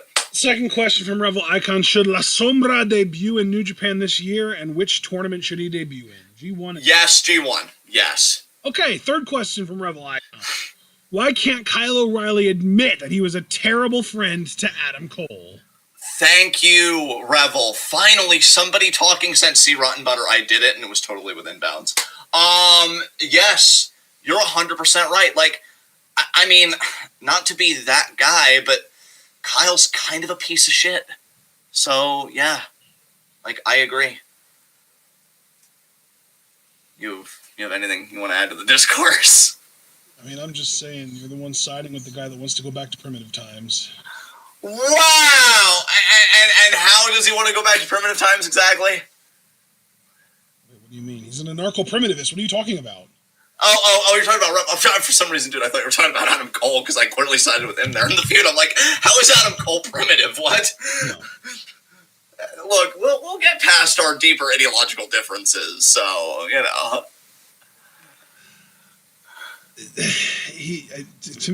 I feel... Oh, fuck me. I feel like you want to walk out on this conversation in the right first now. hardcore match that you're in, would you rather get hit with a light tube to the head or get power bombed on some thumbtacks? Oh, thumbtacks. Same. Yeah. Yeah, because, like, first of all, the less brain damage, the better. Second of all, I'm pretty sure that there's, like, mercury in light tubes or something like that. Some kind of shit in light tubes that'll fuck you up if it gets inside your bloodstream. And third of all, you know, I'd like to keep both my eyes. So I don't want to put any risk of any glass or even, like, the fiber stuff, the fibers that they put in light tubes, that they make light tubes out of, getting in my eyes. So yeah, give me the thumbtacks for sure. Yeah. Fifth and final question from Revel. When Vince dies, what will be the aftermath of the pro wrestling landscape? Will we have a War of the Five Kings scenario? Vince isn't dying. I'm convinced that dude's gonna find a way to live forever. With his fucking wealth and the nefarious shit he gets up to. He pulls an Arnim Zola and uploads his consciousness into a machine. Yeah, I don't think the accent was necessary, but yeah, fair point. I was doing my Arnim Zola impression. Yeah. So, he's clearly gonna live through everything. But Alex Foster's like, War of the what? And all I'm thinking is, the War of the Five Kings. Didn't you watch Game of... Never mind. Yeah, it's not culturally relevant anymore. We don't want to out ourselves. Not only is it not culturally relevant, it's not even worth going back and rewatching. But yeah, I mean, if that were to happen, I would hope New Japan would flex and be like, what's up? You know what? You're all our bitches now. I hate interrupting you, John, but I just want to take this moment to get on a pulpit and just remind everyone that it took 2, maybe 3 at most, bad decisions by Dave Benioff to completely ruin an entire intellectual property. Never will I ever accept any criticism of any individual performers in the wrestling business for a promo or a creative decision that was made on their behalf, because they have no control over that shit. Do you think Amelia Clark wanted Daenerys to lose her fucking mind and burn a city to the ground? She didn't even know it was going to happen until after the post-production was done and she saw the episode. She was confused at Kit Harington's acting on the final episode because she didn't know what her character did. This is the level of control that the writers of a creative property have. Fuck Vince McMahon. Yeah, it's okay. It's okay, brother. We didn't know what we were going to be a part of. It's all right. And fuck Benioff, absolutely. I will never watch anything with that name attached ever again, even if it genuinely looks good. Like, no, I don't trust it. Because it's not how you start, it's how you finish, and oof. Yeah, his finish ruined 8 seasons and over 70, or I think almost 70 hours worth of content. But, yeah, if there was, like, a war over wrestling turf with the power vacuum of Vince McMahon, I think WWE would very quickly reassert control. But just assuming that they couldn't get their shit together, I would just hope New Japan would flex on him and be like, sup, you're all our bitches now. And then Tony Khan's like, not me, I am Ray. And then he gets smacked down, too, little bitch. To be fair, Tony Khan has enough money to buy WWE outright. Oof. Yeah, Tony Khan has like 2 or 3 times the net worth of Vince McMahon, straight up. Jesus Christ. Yeah. So I guess AEW would be flexing. He's got that Khan money. Like, I think he's like a 9 billion net worth type, and Vince is like 2 billion if he's lucky. Oh, well. So I guess AEW would flex on him, huh? That's really sad. Ugh. All right. Next question. Move on? Okay, yeah. First question from Abel out of 5. Is the use of violence, including imprisonment, necessary for a society to enforce laws? If not, how do we go about doing that? Well, first, I think we need to look at the concept of laws and who they serve. Because, I'll give you an example, Abel. When you have laws like, if you violate this trespassing ordinance or this, that, or whatever, you have to pay this fine. But then we have to look at the class issues at play, right? If you're levying a fine, then the law clearly isn't for rich people. Because a rich person could pay a $200 fine many, many times over, right? Whereas a poor person, they could be, I don't know, in like a debtor's jail or whatever because they can't meet that payment, or just spend a night in jail because, well, you violated the law or whatever and you couldn't pay the fine. So this is the alternative. Obviously, for so many years, I've advocated revolutionary violence to bring about social change. You're not quite asking that. You're asking about the enforcement and the just the goings along with, we'll say, of laws. And I don't think a retributive model is what does it. It actually scares me how many of my friends buy into retributivism. And I think it's because they have their own revenge drive. Like, just to give another example, like, obviously it's illegal to rape someone, right? So then we talk about, like, when an individual rapes someone, I've heard people say, like, they should be castrated, or, they should serve life in prison. It's just always, like, this retributive mindset. And yes, what they've done is incredibly heinous. I'm in no way trying to underscore the crime. but you don't get at the root of what causes people to rape to begin with, or the culture that enables them to rape, when you're just punishing one singular individual. That's why I've always been more open to rehabilitative justice and restorative justice. When you're asking about, obeying laws and stuff like that, I would have to think they'd be laws that, would be for a common good and not for a select group of people, again, like the rich. And even then, I don't really know how enforcement would work, but I don't think you need retributive measures to do it. I mean, hell, there have been people that have theorized, well, if you want the wealthy to do more, every time they do a donation or whatever, build a statue in their honor. Now, obviously, while I disagree with the sentiment, because I already feel like most rich people have no empathy and have narcissistic complexes, maybe, yeah, if you do good works, I don't fucking know. You get to do this thing, or you get easier access to this thing, even though I think most things. A bare minimum of your net worth that you have to donate in order to get a statue, though. Like, you can't be doing like the Jeff Bezos donating $250,000. That's some bullshit. Yeah, I agree. Like, if we're really gonna fucking stoke your ego, yeah, pay the fuck up, bro. 20% of your net worth. Fuck you. Exactly. So, like, I don't know. You want to keep dodging taxes? You're gonna find out what you're gonna pay today. Exactly.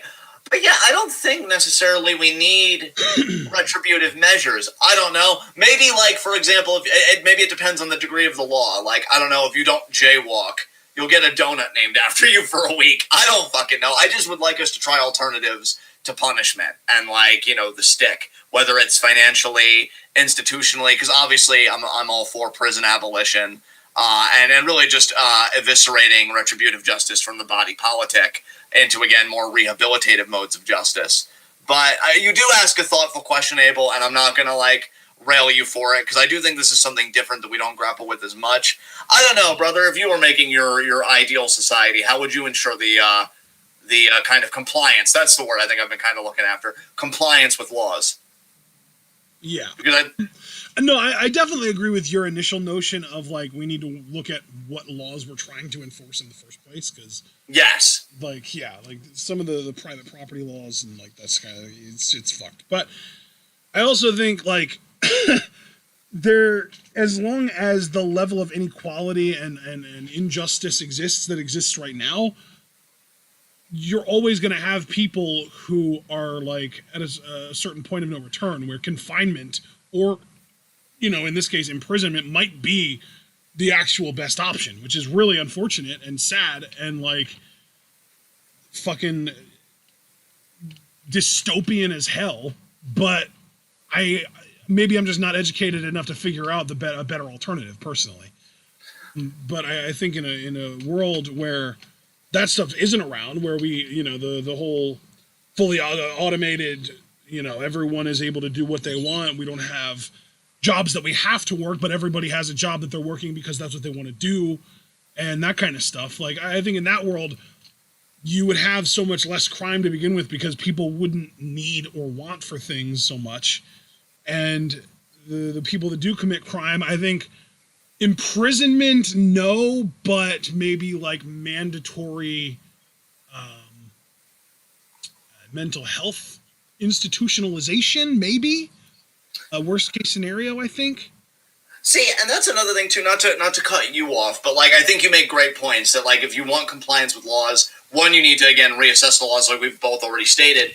And you could do a lot by changing structural issues, as Ashton said. Like, I think you were pretty spot on. Like, I even read a story a little while back about a guy that robbed a bank, didn't even, like, bring a, like, I think he brought a gun, didn't even intend to, like, hurt anybody. He only wanted to do it so he'd have a reason to go to jail, so he'd have a place to sleep tonight away from the cold and be fed. Like, I think if you address a lot of sociological inequities, you would solve, like, a lot of crime-based problems, because, like, a lot of crime is because there's no upward sense of social mobility. People rob because, well, maybe they can't get a job and they can't pay things or whatever. So if you address a lot of the inequities, you already fundamentally redefine the concept of law. Beyond also just accessibility to things, like we know when it comes to drugs.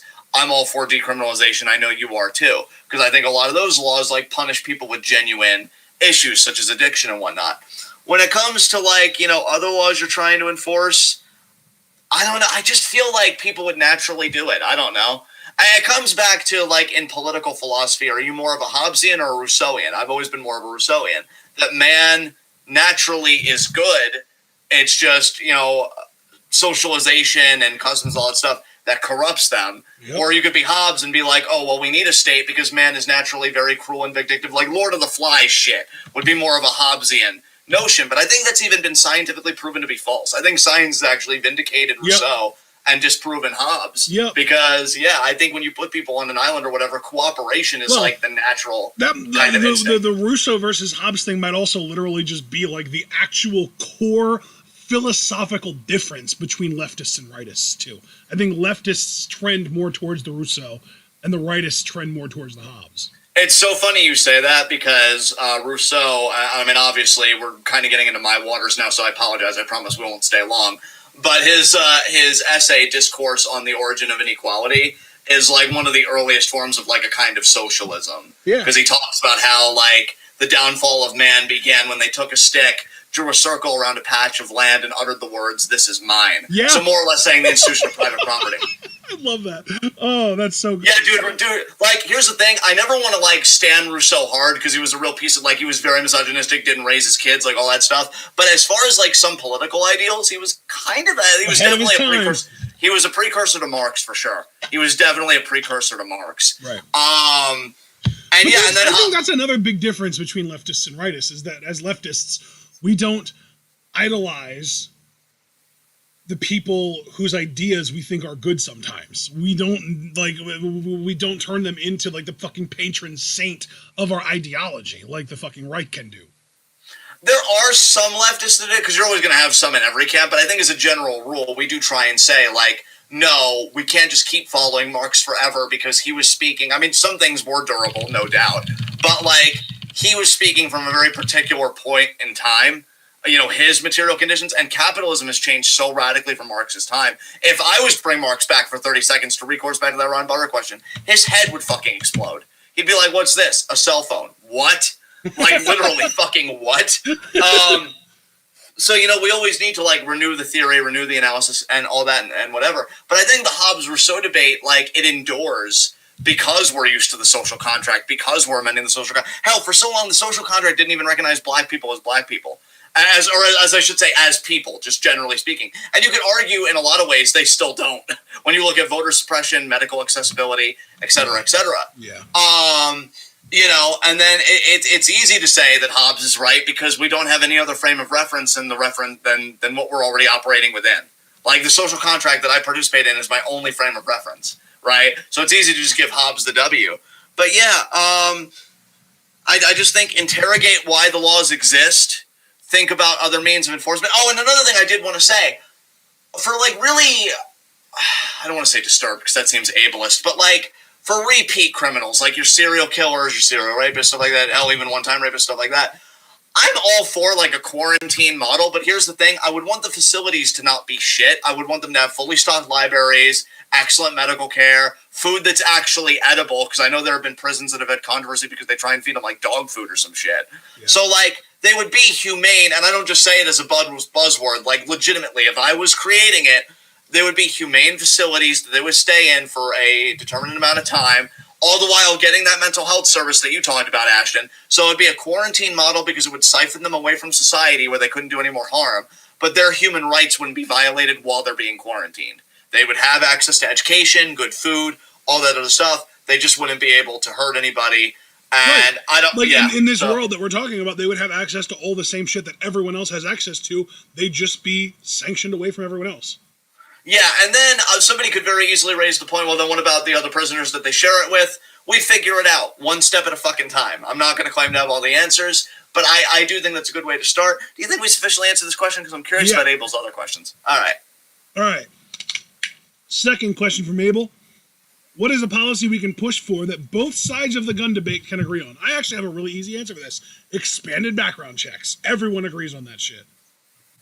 Yeah, even a lot of rightists I've seen say that, like, this guy was on the one that did the Colorado shooting recently at the supermarket, because I know I had specified that because we also had one again very recently in Atlanta with that whole controversy.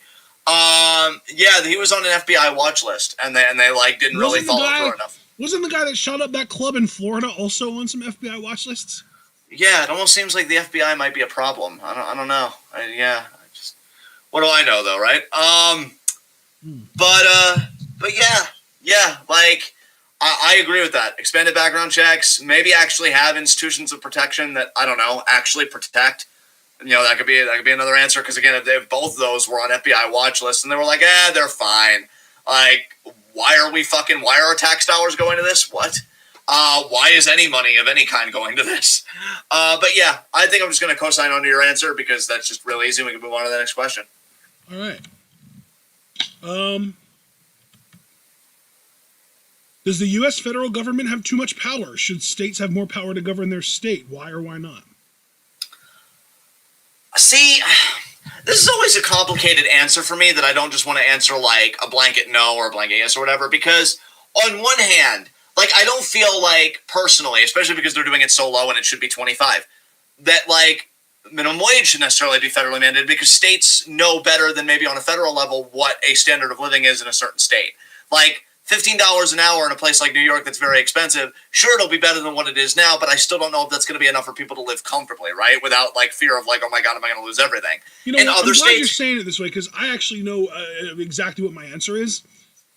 The federal government has very little power, because at the end of the day, the federal government, and I'm doing hard quotes here, don't actually make any fucking decisions. All of their decisions are made for them by the lobbyists and corporate overlords that are in their pockets. Like, at the end of the day, there are probably less than 5% of people in Congress that aren't bought and paid for by lobbyists or corporations or super PACs, et cetera, that are already doing the decision making for. So the federal government isn't too powerful. No, it's the fucking corporations that are too powerful.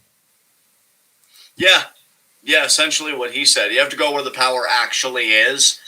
But even entertaining this question and saying that, there is like a power disparity between federal and state, it's difficult, because in one way I do think states should have more power, because they understand the material conditions of their state better than I'm sure people at the federal level do. You know what I don't like about that, though, dude, is that even if we break it down by state, each state could break it down further into like counties, and then each county into towns and cities, because at the end of the day, fucking Atlanta, Georgia is going to be very different from like a population, economic, everything standpoint to Boondocks, rural Georgia. You know what I mean? Yeah, that's very true. Like, dude, even look at how many times, I know I've had conversations with Jackie about this, the two Connecticuts, right? Yeah. The Connecticut's that are like the slums, and then the Connecticut like for the very wealthy. And even in PA, you've got Philadelphia, which is an extremely left-leaning liberal city, versus, say, the area that I live in, or say, Lancaster, for example, which is just south of me by like a half hour or 45 minutes, which are hard right, like very hard right Christian, right-leaning, conservative, Republican type. Like, just to say, oh, we're going to do it by state, for hundreds of years now, has been the right's talking point when they don't want any kind of actual transformative legislation to pass.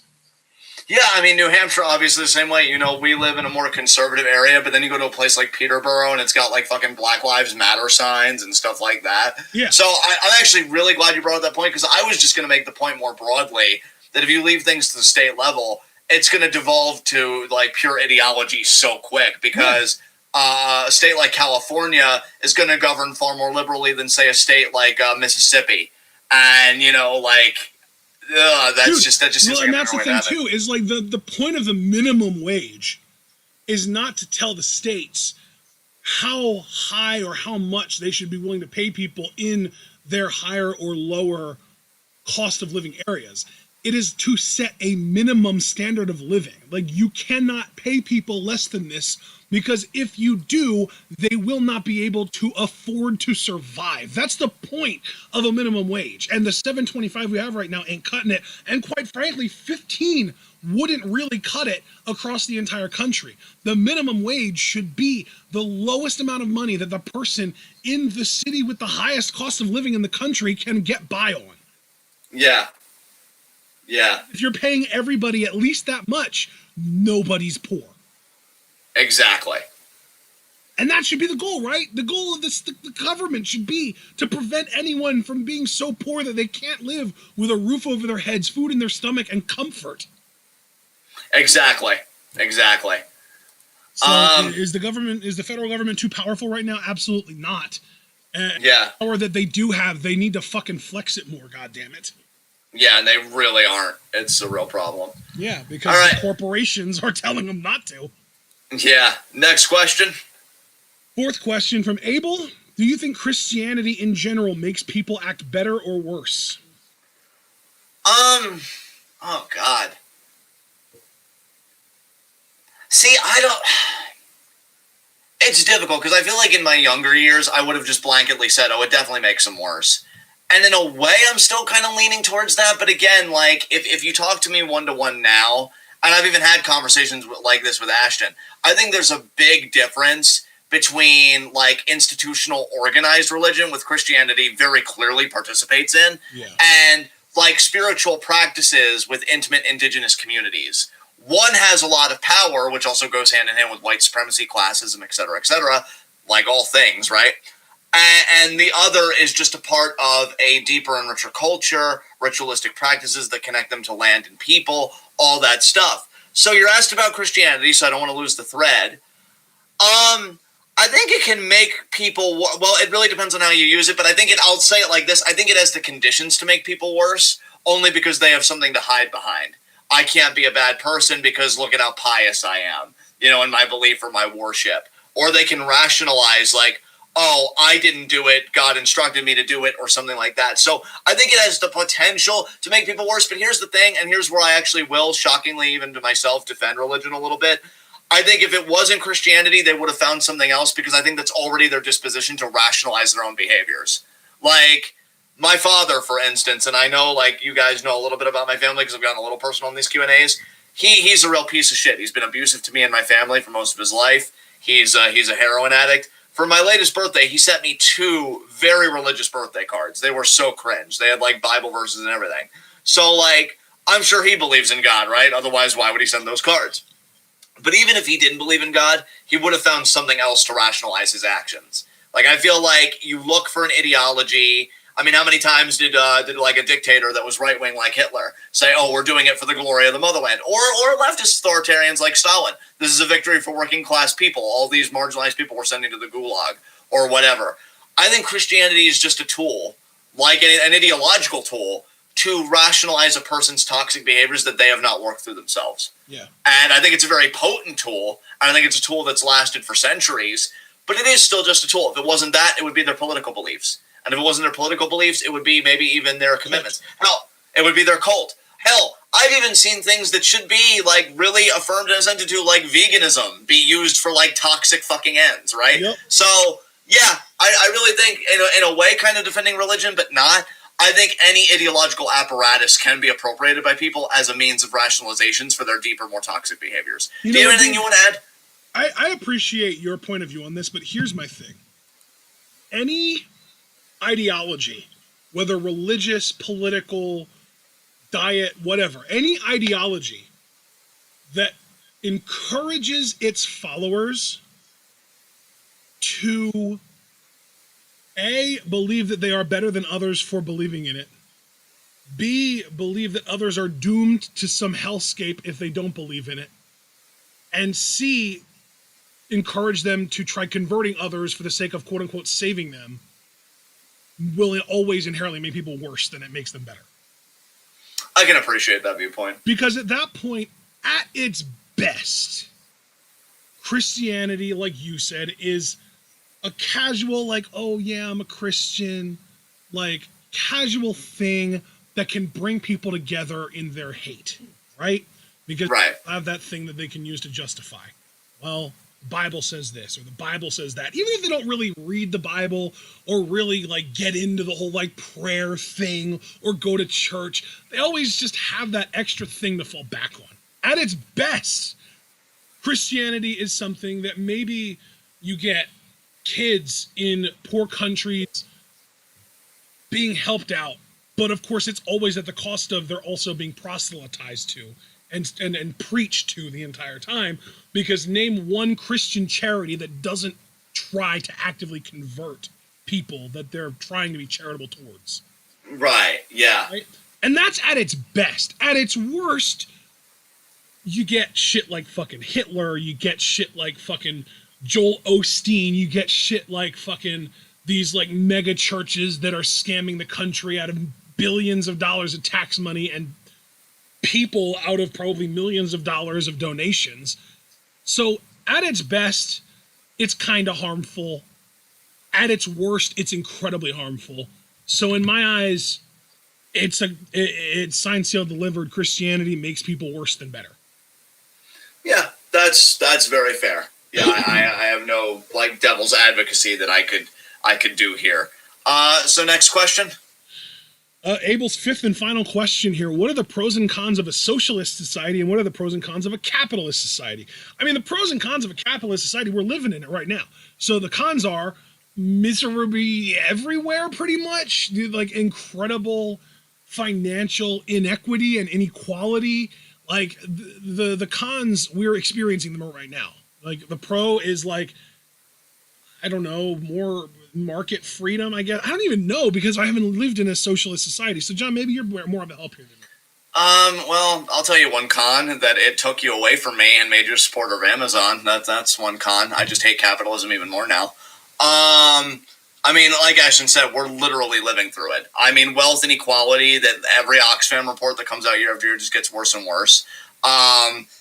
Like, everything is just so bland and fucking lifeless. Like, there's a boredom that pervades throughout capitalist society, and we try and escape it. Like, you know, I just feel like on a cultural level, it's so fucking stagnant, because we're really not getting anything truly new, and if it does, it quickly gets exhausted and subsumed under the capitalist hellscape.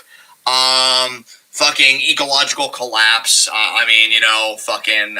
that's going to get a lot worse in the coming years if we don't do anything, and we're probably not going to do anything. Maybe I'm oversimplifying here, but I feel like the biggest con of capitalism that kind of encompasses everything is that its primary motivating force is greed. Like if you want to do well in a society that uses a capitalist economical model, your best way to succeed is to exploit people. Yeah. In fact, who was it recently? I just saw this article. I think it was Boris Johnson that said the COVID vaccine was a victory for capitalism and greed. And like this fucking, oh my God. See, I really do. I hate rightist and rightist ideology just so much because like my patience wears so thin so quickly. Like with capitalism, they privatize the profits and socialize the losses. So, like, the big pharmaceutical companies are going to get, you know, the big gains from this vaccine. How many people had to die before we even got to this point? Because of capitalism, right? Because we had to serve the bull god and send people back to work, and we just shuddered at the thought of paying people to literally stay the fuck home. How many people had to die because of capitalist ideology that they then want to turn around and be like, the free market has saved us? Like, please. Yeah, please. Dude, I can't even tell you how many grandparents we're talking about. Well, we might die, but we'd rather keep the economy rolling than stay at home. Which, like, Jesus, see, that's why I said, going back to Jameson, easier to imagine the end of the world than the end of capitalism, because they'll coincide. Capitalism ends when the world ends, because you can't have an economic model without people in an economy, right? So yeah, like, it's fucking horrifying. But you want to talk about cons of a socialist society? Here's why we really haven't been able to explore a socialist society in depth, and I swear to fucking God if somebody says, but Venezuela, like, where's you can't... I'm sure he'd be the first in line. Well, the thing is, like, you can't really study a socialist society under ideal conditions when they're already going up against U.S. economic sanctions and imperialism. Yep. Like that's the thing. And I'm not, again... Imagine starting, and this is a complete hypothetical, obviously. Imagine that TWitWoW Island idea that Jackie had. We buy an island for $250 million, and it is just our land. We don't live in any country. It is our land. We own it. We get to start our own country from scratch. And it just so happens that we can't grow, say, for example, grapevines in this country.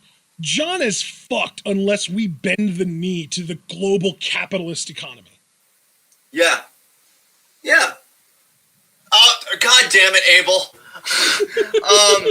But no, and like that's the thing. Like, again, I don't want to sound like a fucking tanky, and if this is the only time I'm going to like vehemently not deny it, it happened, it's on tape, but I'm gonna like heavily qualify it.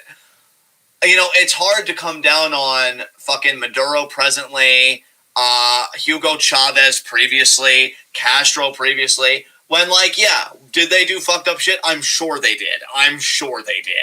But you also have to contend the fact that they did is shit that every goddamn government in the world does. That's not a thing that socialism makes you do. That's a thing being in power in a government makes you do.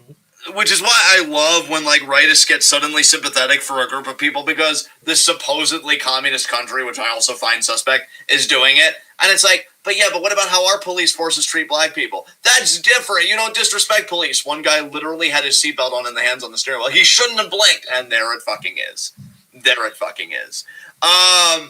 So it's hard to gauge a socialist society when you're dealing with U.S. economic sanctions, when you're dealing with U.S. imperialism, when you're dealing with a propaganda machine like I've said this before, and I have no qualms about saying it, right?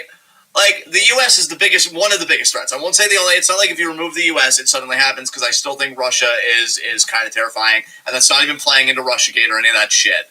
But, like, the U.S. is such a big propaganda machine. China's another one. China's another big one. But, like, the U.S. is one of the, I'd say, top 5 biggest blockades to world peace. Oh, like, legitimately. Top 3, top 2. It's literally, U.S. and China are the 2 biggest. Yeah, like, I think if you took care of that, like, honestly, what other countries would be able to do, the relationships they'd be able to consolidate. Russia's a strong number 3. Yeah, like... But after that, like... Maybe the UK, I don't know. Dude, you take care of that shit, you're sprinting towards world peace. I'm telling you, like, you're sprinting towards world peace. Like, and then the image of world peace in this scenario would probably look an awful lot like a socialist society. And that's the thing, like, we don't want to talk about how socialist societies like Cuba that try and do their socialism against U.S. imperialism, the Viet Cong, you know, the fucking communist sect of Vietnam that fought a U.S. war machine. Like, yeah, we fucking stand. Like, hell fucking yeah. When you go against, like, $1 billion war apparatus, if not more, and they fight you back, like, that's why one of my favorite Castro quotes is actually... And not only do you fight them, but you fight them to a standstill. Exactly. Like, again, this is probably going to be the most tanky I ever sound like, so I'm both going to enjoy it and be horrified by it. One of my favorite Castro quotes, because I actually have his autobiography that I need to read in full. I only got through, like, the first chapter or so, because that was during the period where I had, like, low-key insomnia. I didn't sleep for a week. I thought I was going to die. But he said, like, oh, if I would have done anything differently when I overthrew Bautista, you know, in Cuba, I would have taken less men, because it's not the number of men, it's the class consciousness that you develop. And I'm like, fuck yeah. Like, that's why we don't have any revolutionary potential. It's not because we don't have the numbers. We fucking have the numbers. We don't have the class consciousness. We don't have the class consciousness because it's like, no, I don't approve of this tax on billionaires because I'm going to be a billionaire. Jerry, you literally work in a McDonald's and you have 3 different kinds of debt. I'll get there, damn it. I just need to work harder. It's on me. Don't you understand? I'm the problem. And we're fucked. You know what that sigh is? That sigh is like us both knowing that I'm not even wrong.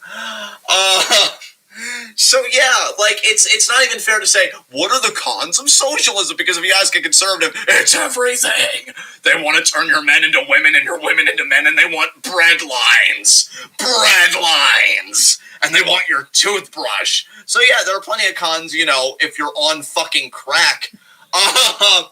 But, you know, if you're actually being fair and a historian, like, and then again, you have to ask what kind of socialism. And to be fair, I guess what kind of capitalism? Because you know, authoritarian socialism is obviously pretty fucking bad, but authoritarian anything is pretty fucking bad. Like, I feel like that's what people don't understand, is that, like, there's multiple aspects of government, and, like, the economy is separate from the actual government regime, and, like, everyone talks about, oh, communism's never happened in a scenario that didn't end up in an authoritarian dictatorship. And it's like, you realize those aren't interconnected, right? I feel like, I forget what historical event this was, and I want to say it was Catalonia, but I could be wrong. But it was either Catalonia, Spain, or somewhere else. I'll have to ask, like, any leftists that I have left in my contacts. Because I've really disconnected from, like, the leftist internet sphere for, you know, recently. But there was one like historical event that actually saw temporarily like an anarchist society established. And it was actually fucking flourishing. Like, literacy skyrocketed, quality of life skyrocketed, and then Pinochet and his rightist factions came in and fucked it up for everybody. So fuck Pinochet, who, by the way, the U.S. loved. Pinochet was like a puppet dictator for them. Fucking Milton Friedman even said, oh, Pinochet had the right idea with capitalism. Fuck you, Friedman. Fucking hated my business ethics course that actually taught about his ass. Wow. I'm sorry. I'm not sorry, because I'm right. I'm right. I should never be sorry when I'm right. My fucking business ethics class was like, oh, Friedman's business ethics is what's ethical is what maximizes profits for shareholders, you fucking ghoul. If there is a hell, I hope you're at the worst fucking level and your skin keeps growing back. Just be burned alive all over again. You worthless fuck. Dude, you keep bringing up Friedman, and I feel like that's like one of those names that like you just hear it, and like, there's like an immediate shiver down your spine just because you just know that he was in tight with like the fucking Rockefellers and shit. Like, dude, anybody that unironically, that's why I'm so glad that I got out of my libertarian phase, because I swear to fuck anybody that would be like, I'm against affirmative action, and actually, have you read this work by Milton Friedman? I will take my perfectly polished... Yes. Ben Shapiro? Yes. And, like, I will take my perfectly polished teeth that I've gone on record and I've said are my newest, like, sexiest feature. And I will stain them with their blood by ripping their throat out with my jowls. Yes. Fuck Milton Friedman. Fuck Milton Friedman. I hate that son of a bitch. Oh my god. Like, I'm gonna let you all know, I already put up the pinned tweet for next month's Q&A. I got so ahead of that shit. I got ahead of that shit at the start of it. I got questions from Brandon Best in advance, which I won't answer, but he talks about, like, fucking Ayn Rand. I fucking hate Ayn Rand, but I think when I think about the capitalists that I hate the most, that aren't like politicians, but like real just fucking simps, you know? The fucking economists that are like, capitalism's good actually, you're the problem, guess you literally should have sucked less, you know, beyond the meme. Yeah, it's Milton Friedman. Goddamn, what a piece of shit. Because again, he defended Pinochet, and he'll say, I'm not defending Pinochet, but he had some good ideas when it came to economic arrangements. No, dude, literally, like, he fucking killed people. He privatized everything, and it was fucking awful. So, yeah, fuck capitalism, and you can't talk about cons of socialism until we actually do it. So maybe, Abel, if you really want your question, join a union. Join a fucking vanguard. Overthrow the bourgeoisie. And, I don't know, maybe we should just, nationalize Amazon and Google. Just a thought. Next question.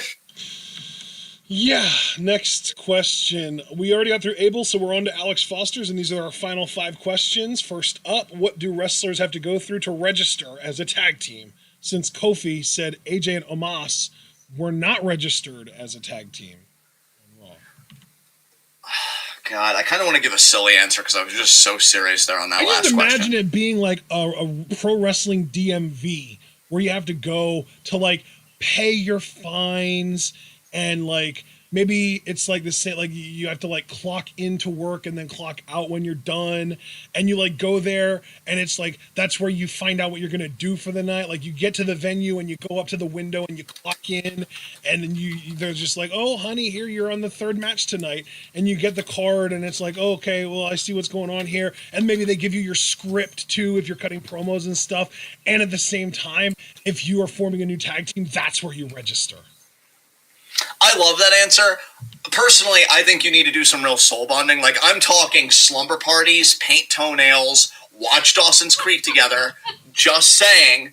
And also, why is it what have to else? be Dawson's Creek, man? Because why wouldn't it be Dawson's Creek, you mark? Is what Dawson's else are they Creek gonna... even about friendship? No, it's about relationships and sex. Okay, first of all, the way you said that got me funny. Hold on a second, I'm not done. I don't yield the floor because I'm laughing. Okay, first of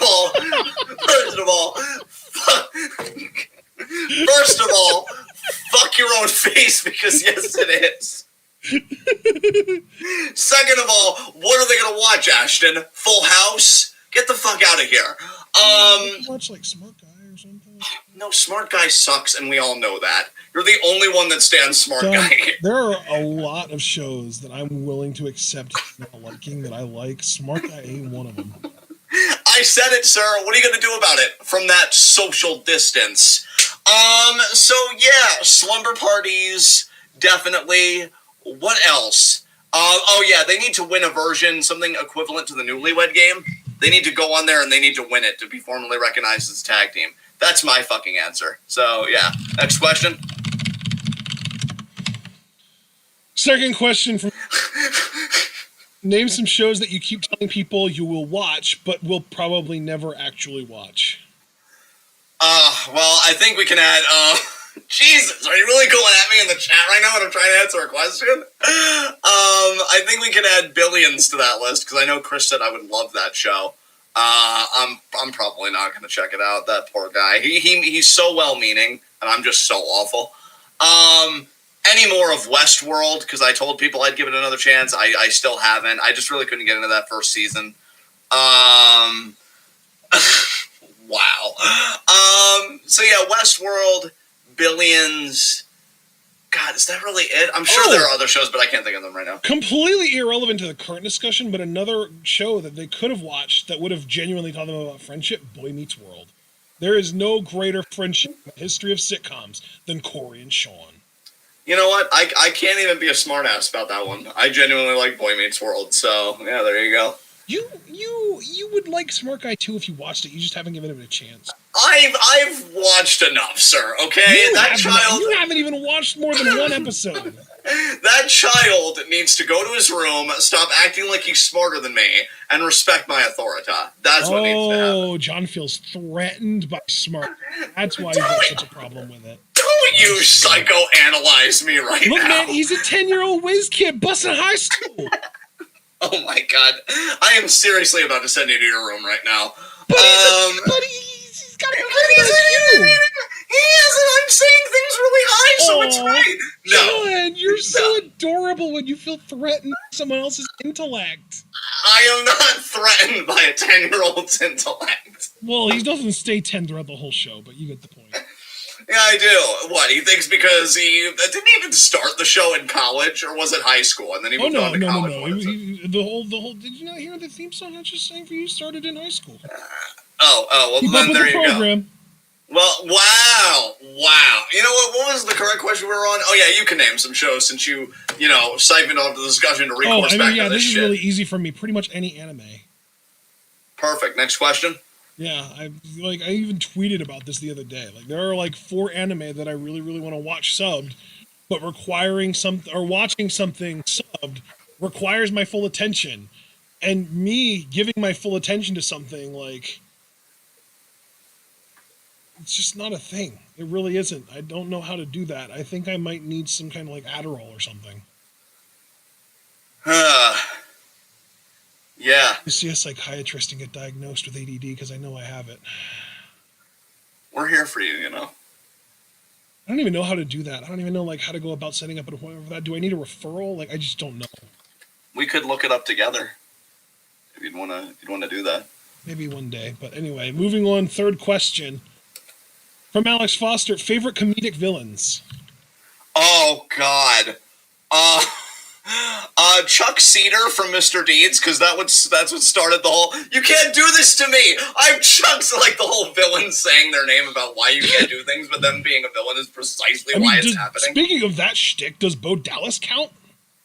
Bo Dallas, I think, should count. He's amazing. Comedic villains. Sami Zayn? Sami Zayn's fucking great, yeah. Kevin Owens, heel Kevin Owens in NXT specifically. Yeah. He was good. I mean, dude, I was even thinking about it a few days ago. Kick to Alex Riley. Yes, I was thinking about that a few days ago. and somehow, even though I'm only mentally projecting it, it's still funny all this time later. Oh, God. I personally have never watched a full episode of Phineas and Ferb, but I do hear good things about Doofenshmirtz. Yeah, he has his moments. I'll agree to that. Oh, Plankton? Plankton, yeah. You'll never get away with this, Krabs. I went to college! Oh, That aged horribly. Oh man. Yeah, I think we've given enough answers. Next question from Foster. Fourth question from Foster. What is Zach Gibson's ceiling, particularly once crowds safely can come back? There would have been a time where NXT UK champion, maybe North American champion. I would agree with NXT UK champion. I think that's as far as he'd go. You think they would use him on the main roster? No. I think there was a time I would have said yes, but I think really looking at it, obviously there's going to be bias and all things. I could see he and Drake making it on the main roster as like a multi-time tag team champions, and then tag team, yes. Yeah, but then I could see WWE, because they always do this, randomly deciding to have them split up and feud with each other, and I don't know which one of them would get pushed, but I feel like Gibson's a little taller and he has more of a good villain look, and like they would try to push James Drake as the face and it just wouldn't work because they wouldn't get behind him enough, and because he's not 6 feet tall, I don't think, so they wouldn't get behind him as like a top guy by any means.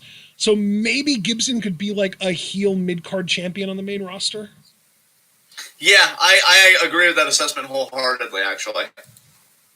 But it depends on whether you feel like a mid-card champion on the main roster is going further than or not going as far as NXT UK World Heavyweight Champion. Because they're like big fish in a small pond or medium fish in a big pond. Exactly, yeah. That is kind of the difficulty there. So, we agree on that, though? Yeah, I'd say so. The final question, both Alex Foster's final question and just the final question overall of the 57th monthly TWitWoW Q&A. What is the hardest video game / video game level you have ever beaten?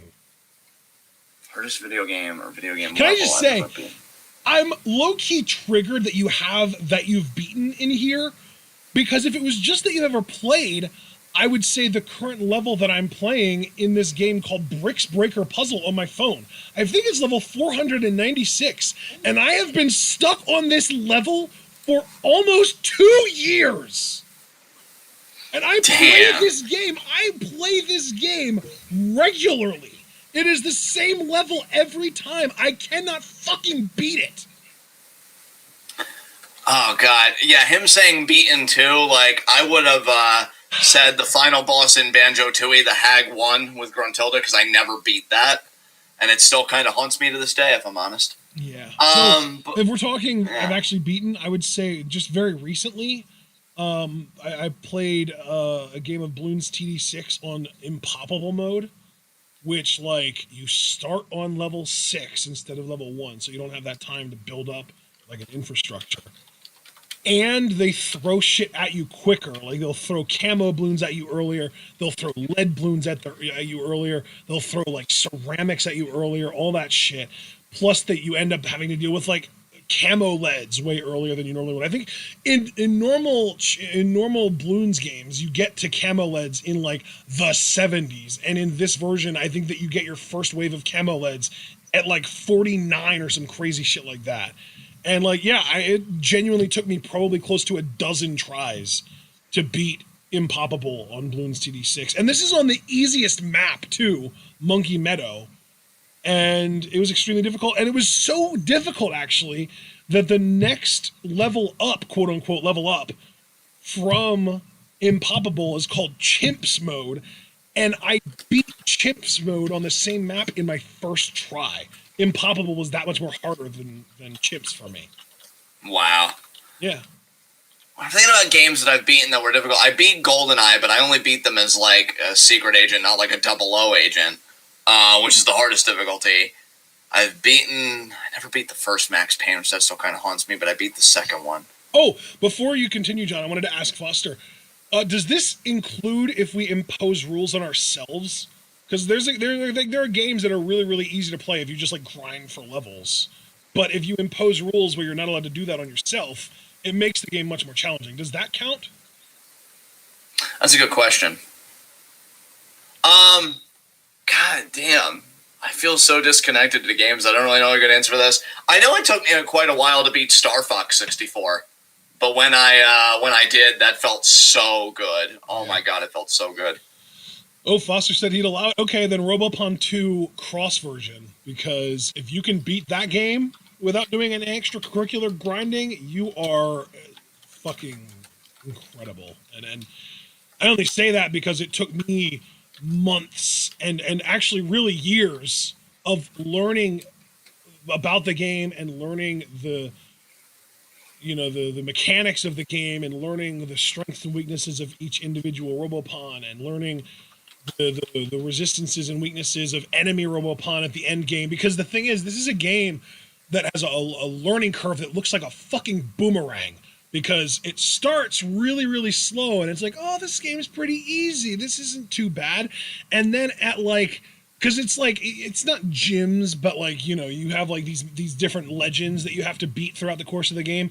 And the first like 1, 2, 3, 4, it's like you're playing the game on easy mode. And then the fifth one, it's like all of a sudden they're throwing moves at you that you've never seen before that can one-hit kill your Robopawn.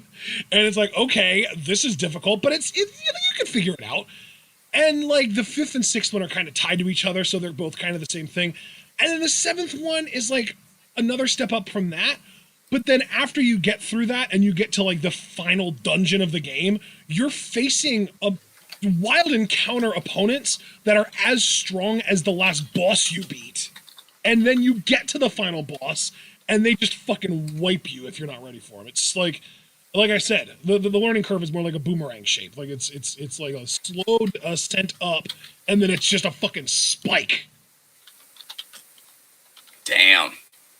So anyway, yeah, that's a good one for me. I feel like we've answered this question pretty sufficiently. How about you? I would say so. I think we can close this shit out. All right, ladies and gentlemen, we hope that you all enjoyed our Q&A today. I had a lot of fun today. I feel like I really missed those Able questions being in there, just because sometimes we just need an opportunity to get some shit off our chest, Oh, absolutely, brother. Absolutely. I thoroughly enjoyed this. And Able, your questions were fantastic. Because we always have those wonderful, lighthearted Foster questions at the end of every Q&A to make sure that we go out on a nice, positive, happy note most of the time, right? Yeah, for sure, dude. For sure. I love that structure, personally. So thank you, Foster, and thank you, Able, for asking questions again. Maybe we can do a pro wrestling fantasy draft as a reward for that. We really enjoyed this. I really enjoyed this. John, I'm sure you did too. Oh, dude, absolutely. You fucking know it.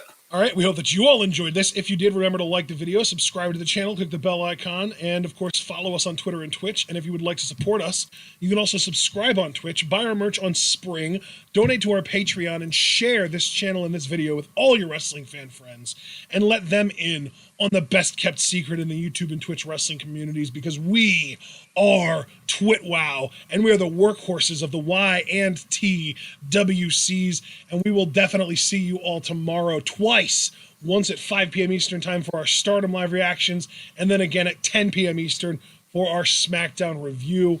As far as next week goes, I think it's kind of a lighter week next week because we're kind of ramping up for TWitWoW Mania.